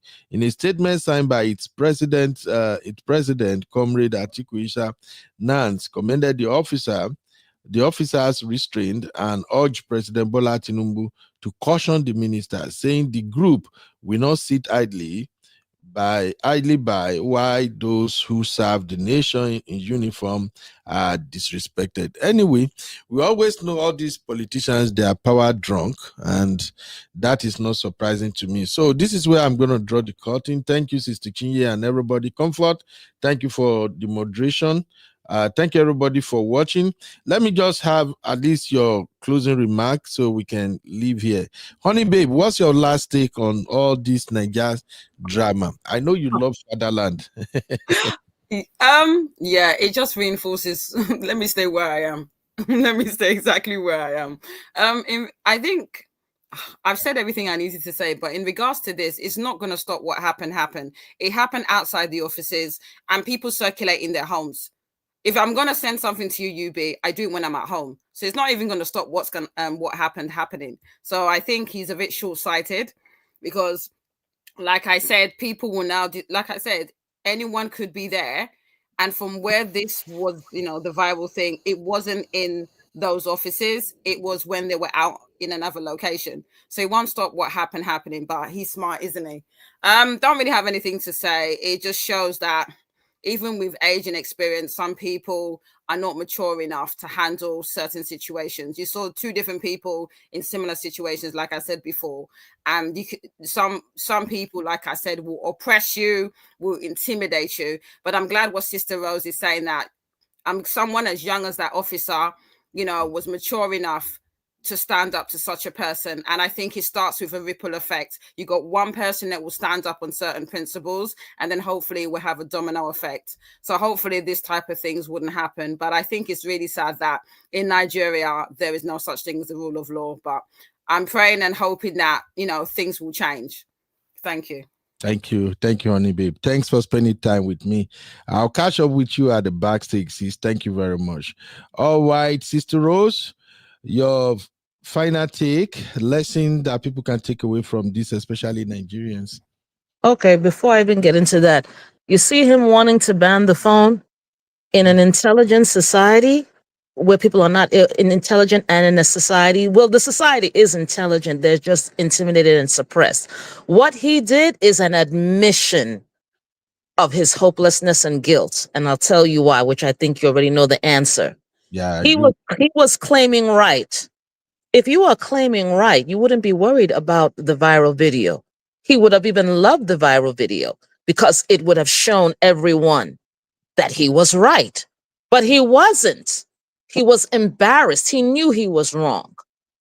So that statement right there, you've shown that you are guilty, that you're wrong. People do what they do. You see, Honey Babe said something which was interesting and true. It's not that they don't know better, okay? It's intimidation. He knows better. He's mature. You know how I know he's mature enough?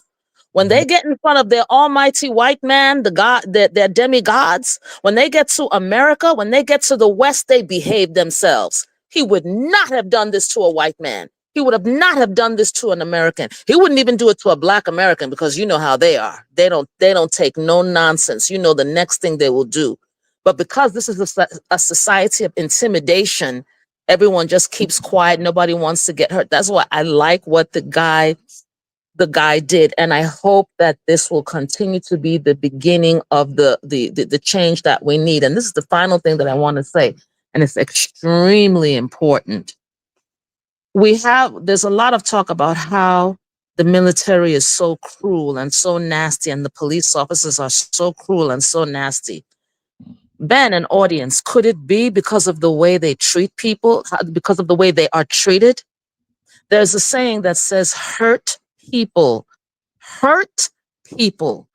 We treat people in an animalistic way. We're disrespectful to them. They take that on. They may be putting on a good front, but that hurts them. Now they're hurt, they're angry, no one respects them. Guess what? They take it out on the next person. But when we give them that respect, and don't get me wrong, I know that our people can be mean, but when we give the people respect, like Nigeria showing this man, if we do that more, not just the respect, like Sister Abby said, give them good, decent uniforms. The barracks, give them good places to live. These are people who are supposed to defend the country.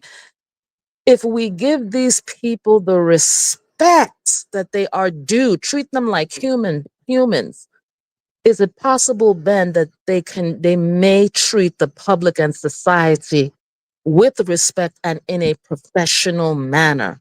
And so I hope that this continues. I like that Nigerians are not backing down. This is what we need to get the Nigeria that we want to see. I'm glad that people are not being scared. That's what I have to say. Thank you. Thank you very much, Sister Rose. I appreciate you as always. You always break it down with that American New Yorker style.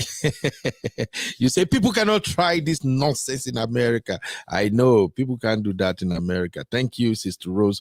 Ladies and gentlemen, I shared the link to our membership.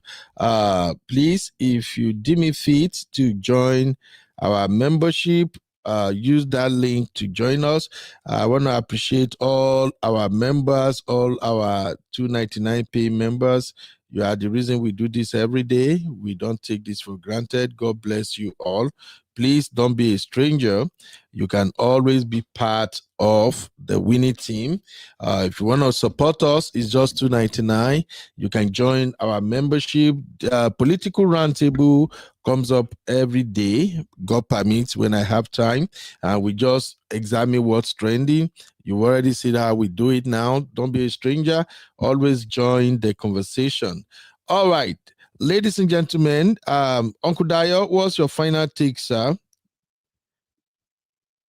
Thank you, Uncle Beno. Actually, my final take is quite something else, because this last video that you played about the new breakup, the new breaking issue, which our FCT minister Ban phone. Wike banned phone in the office. To me, it's an aberration. Let me explain. The said viral video that you said was going around that made you to make that law to ban phone in the offices. Yeah. The video was not recorded in the office. It was recorded on location outside outside your office. So how does banning phone in the office will prevent what happened on location when something like this wants to happen again? This is why you need to look at the mental capacity of some of our leaders. Can you see how foolish that decision is? It is so foolish because why? In the offices, telephones are used as telephone covers 50% of the work in the office because staff needs to communicate. They need to check their email on the go. They need to transfer files on the go through the WhatsApp platform. They need to do things with the phone that will make the work easier for them in the office. Now you are banning mobile phone in the offices. You are crippling the work in the offices. Meanwhile, what happened outside? So how do you relate to that? I'm just disappointed, honestly speaking. And I pray somebody should talk sense into him and let him resign that decision. Otherwise, it will not. It will only harm the progress of the ministry. It will not contribute anything good towards it, because this thing, I can understand if it was done in the office and staff recorded it in the office and they now push it outside. Yes, but this thing was on location outside, and everybody is free to use their phone outside anywhere they are. This is freedom of expression. This is freedom of speech, whatever you want to call it. So why ban phone in the offices? Because something happened on location and you think that your staff are the one that made it go viral? Oh my God, I'm just disappointed. Anyway, it's a wonderful show. Thank you for the time. Thank you for everything. God bless us all. Thank you, Uncle Dayo. As usual, I really appreciate you. Please help me appreciate Uncle Dayo, people. Uncle Dayo is my co-host on Political Roundtable. Thank you, Uncle Dayo. We love you, Papi. Thanks for all you do. Also, thank you all. Thank you. I see Sister Rose has rejoined the membership again. Thank you very much, Sister Rose. God bless you. Because the membership is growing, I'm going to take my membership content seriously now. So one of the things I want to do is to start creating content for those who are interested in content creation again. I have a lot I can share with you. Uncle Ben, I have a request. What is it? Can you twerk for us? For what? For members. Twerk for us. Twerk for members. Yes, I'm a member and I'm giving requests. Request twerk for us. Uncle Ben, this is not members only now. It no longer feels special. Members only. Look at it. Twerk, twerk, twerk, twerk, twerk. Are you okay? You are a case study, Abby. Twack, twack, twack, twack. Yeah, yeah, go. This is why I don't roll with Gen Z. They are always troublemaker. So, just to make sure we carry our members along, I'm gonna start sharing the content creation ideas again. You know me, I only share what I have practiced, what I have done over and over again, and I know that it works. That's what I will share with you. For instance, I can share with you how I am gaining 1,000 subscribers every week. And you know, my own come with proof.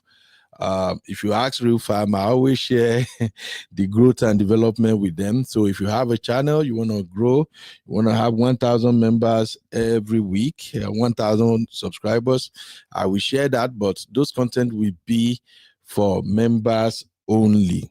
And I know a lot of people have been trying and they don't get it right. So I'm just going to walk you through how to create your keywords, because you need some corrected keywords to drive in the traffic, and then the format you have to stream on, you have to work on your topics and everything. It got to be something of interest. Of course, I will share all of those in the backstage. So if you are joining our membership, don't think, oh, why am I joining? The benefits are coming. Also, because of concern and some of the feedback that I've received, we're also going to introduce at least weekly checkup in the membership. Weekly checkup is just a way of reaching out to our members to see if you are okay, if you are doing fine. Sometimes some people just want somebody they can talk to. You know, me, my ear, they open. You can always talk to me as a member. And then we're going to have a whole lot of other special content for members only, which include business and traveling tips. But my own traveling tips, I'm not a traveling agent, so I don't get time. My own be say I can at least share with you some of the things you need to do. Any tip for dirty December travel safely?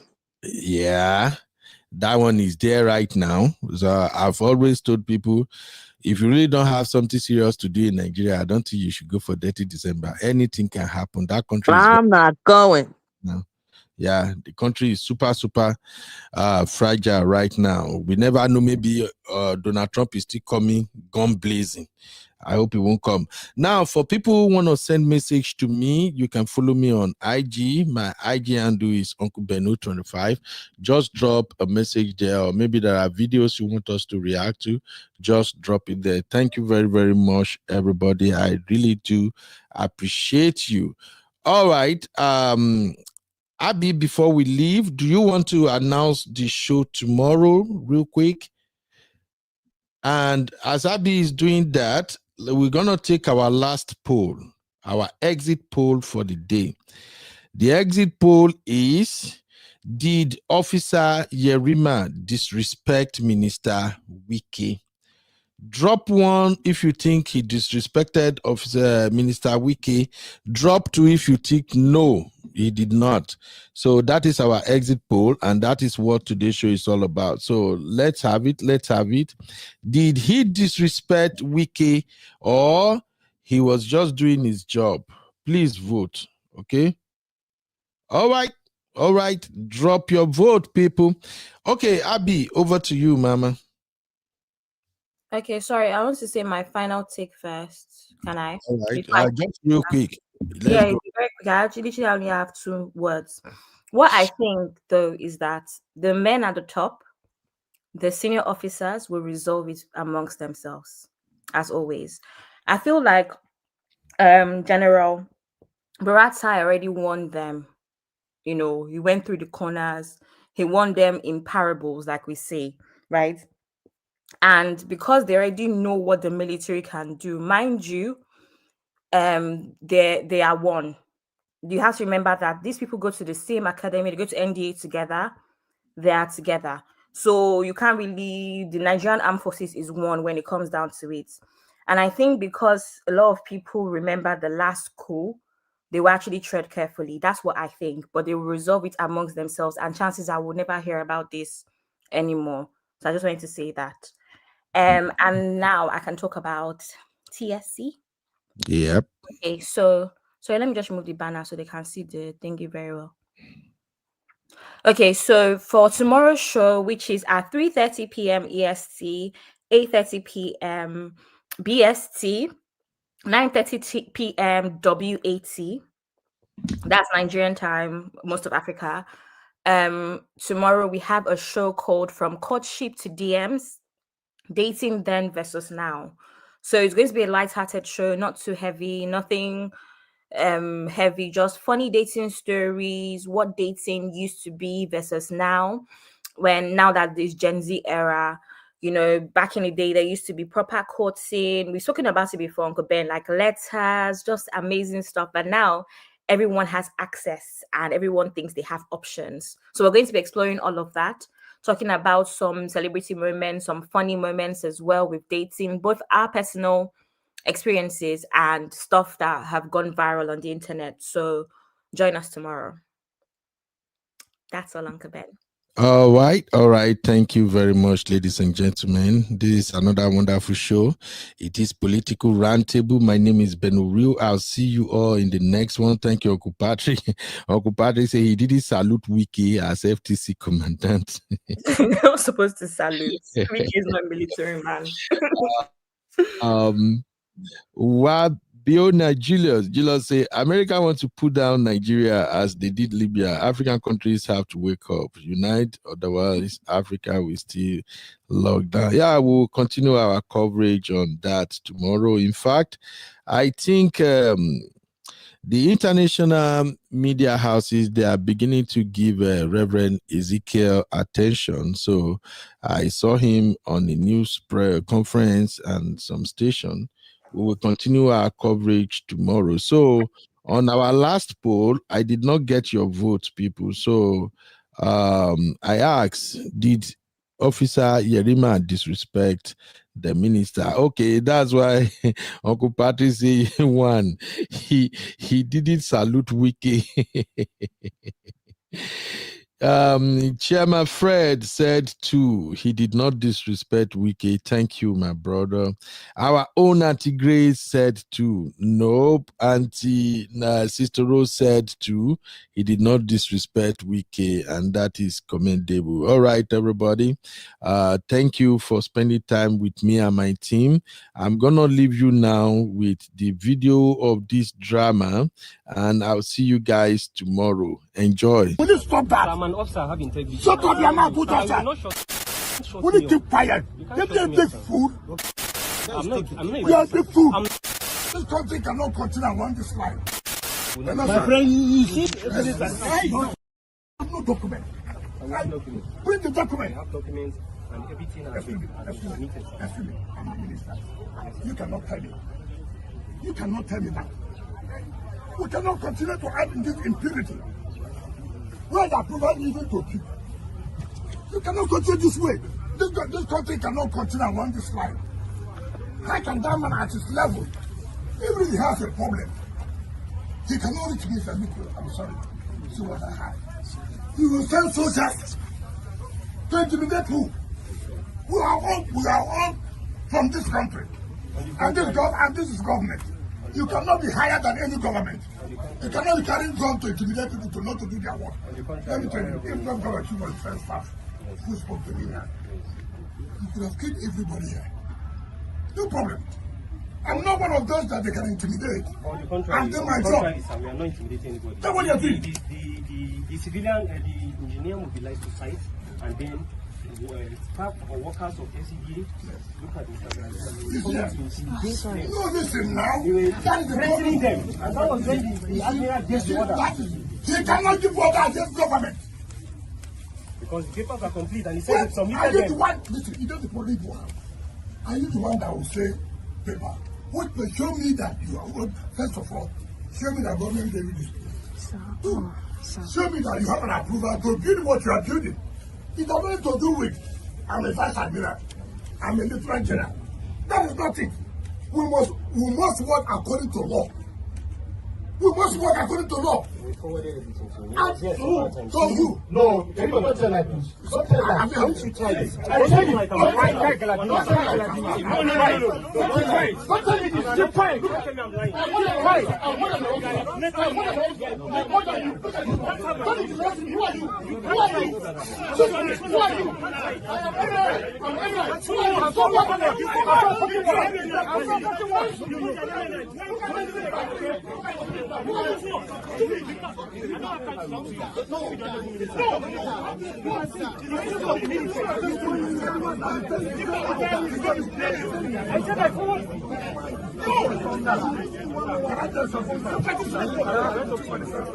I am a small boy, but the condition of planning is never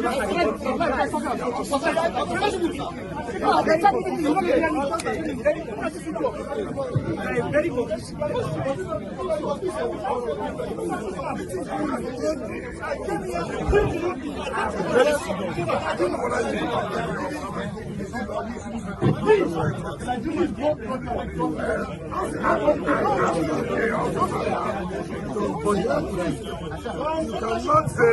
Those who come and complain How do I get him? How do I get him? This is not professional. This is not professional. Please, you can't be getting a military of this thing. It's okay.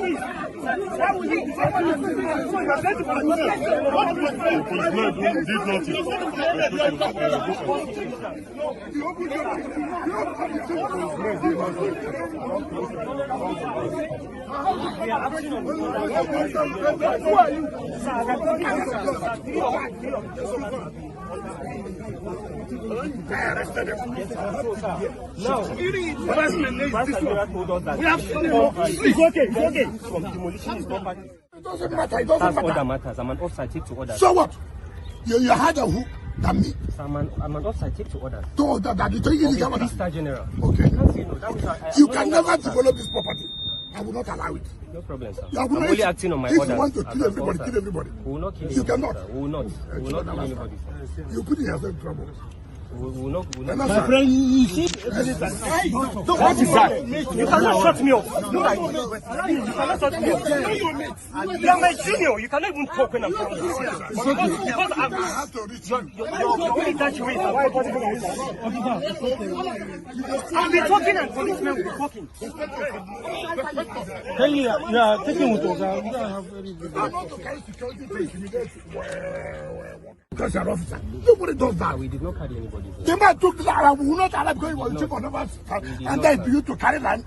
Sir, everything was acquired legally. Will you stop that? You get will you stop that? Sir, I'm an officer. I have integrity. Shut up, your mouth. Put I will not shut up. Will you get out? Sir, I won't shut up. Sir, I was in school. You're not in school. Sir, you can't shut will me you keep quiet? You Get can't me a shut me big up, fool. I'm not you are a big fool. I'm not a fool, You think sir. I'm shoot anybody like that? Sir, I'm not You're a fool. Who are you? I am not a fool, sir.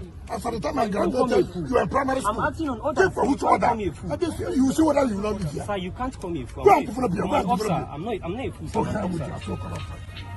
You will have killed everybody here. No, we won't kill anybody. We won't kill anybody. We are acting on orders.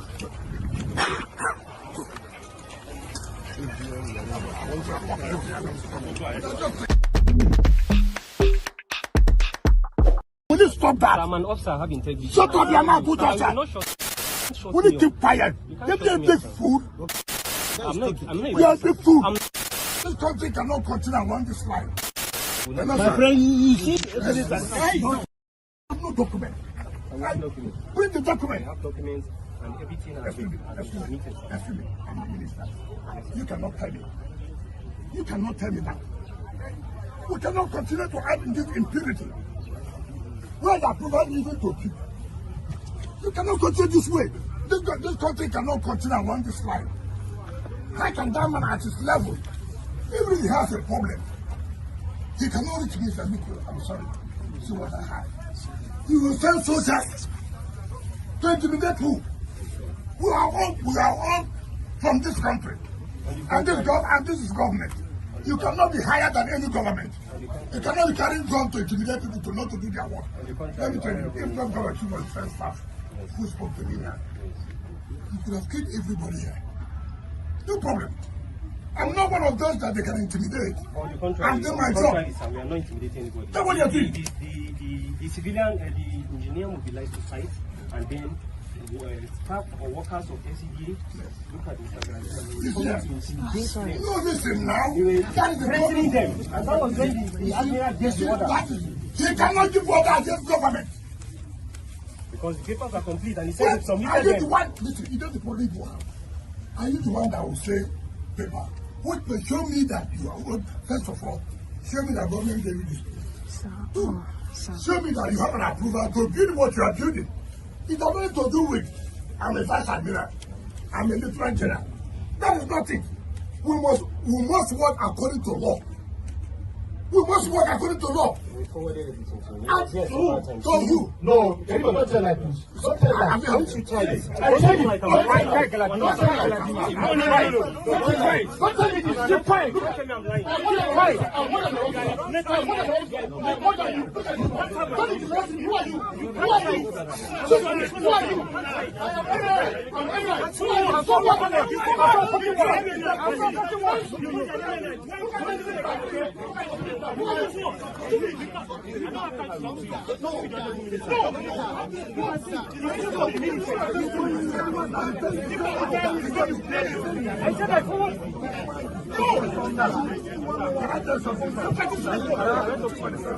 I am a small boy, but the condition I'm carrying is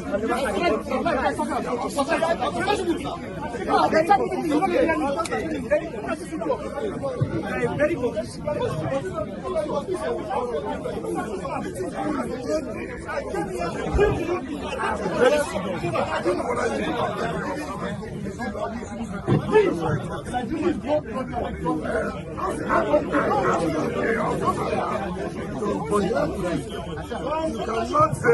Those who come and complain. How do I face him? How do I face him? This is not professional. This is not professional. Please.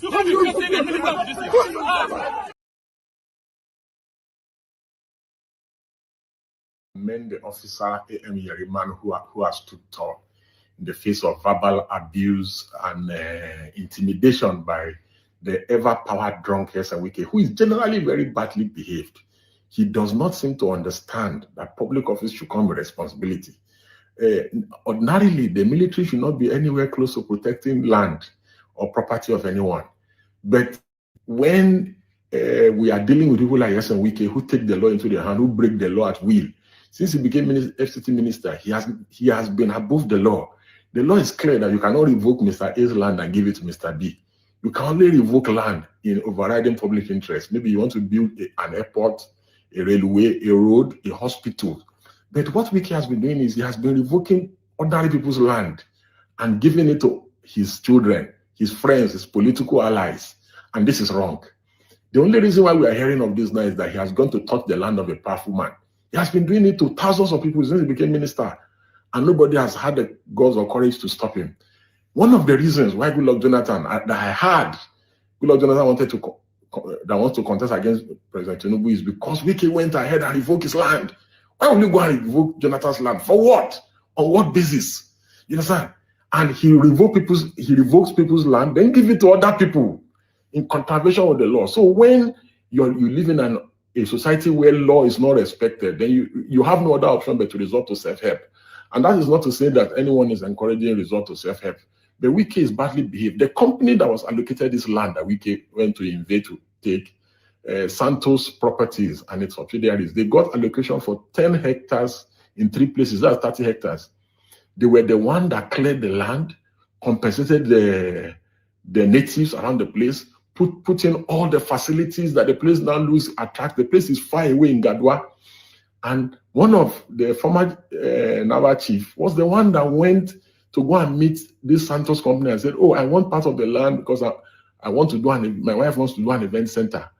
And now, because they have now developed the area, Wike went to the place, saw it, now felt that he should take it. They even had meetings with the FCDA people, and they agreed that they would give government back 8 hectares out of the 30 hectares so that they can just do their thing. Wike still refused and said he must take everything. How can you take everything when this land was given to them 15 years ago? They've paid all necessary dues. You just wake up one day so moto and say you want to revoke the land. And you are not revoking the land in overriding public interest. This place is a park. It was allocated for park. Wike has converted it now to residential. This is what he has been doing all over Abuja. This thing that he's doing has economic and environmental impact and implication in the FCT. Today, many banks no longer accept title documents to give loan or as collateral in bank because Wike has bastardized, the issue of land. You can have a land today and tomorrow Wike will come and revoke it. So which bank wants to take the risk? And the reason why housing is very important is that housing is an economic tool for development. The Wike has abused all the processes and abused his office as FCT minister. Yes, so first let me commend the officer A.M. Yeriman who has stood tall in the face of verbal abuse and intimidation by the ever-power drunk Wike, who is generally very badly behaved. He does not seem to understand that public office should come with responsibility. Ordinarily, the military should not be anywhere close to protecting land or property of anyone. But when we are dealing with people like Wike who take the law into their hand, who break the law at will. Since he became FCT minister, he has been above the law. The law is clear that you cannot revoke Mr. A's land and give it to Mr. B. You can only revoke land in overriding public interest. Maybe you want to build an airport, a railway, a road, a hospital. But what Wike has been doing is he has been revoking ordinary people's land and giving it to his children, his friends, his political allies. And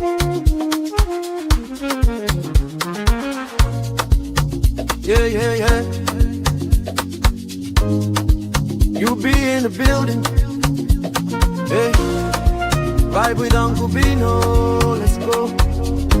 Now happy hour things, Hang out with you, babe. It's our vibe tonight. Hey, laugh and learn. We're shining bright. Oh yeah. You be stories, life lessons time. On the Uncle Benno show, everything feels right. From the streets to the world, we talk real talk.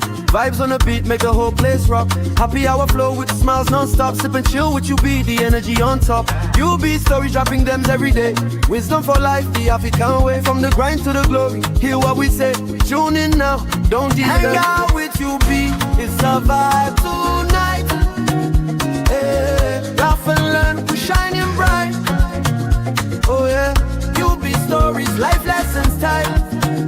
Hey, on the Uncle Benno show, everything feels right. Join the sister circle. Oh, what a scene. CC Inca, honey baby, and I'll be so clean. Talk love, talk life, talk dreams supreme. Empowerment vibes like a royal queen team. All of Sunday school when the beat gets low. A moment of reflection, let the spirit flow. Men of God speaking wisdom, you should know. Faith and vibes on the Uncle Benno show. Hang out with you, be come catch that light. Oh yeah, you be stories, keep your heart so bright. Yeah. Join the sister circle, feel that fire. Oh yeah, Sunday school for your soul so right. You be nation, we rise together. Love and vibe forever. Uncle Benno show. Yeah, we outside.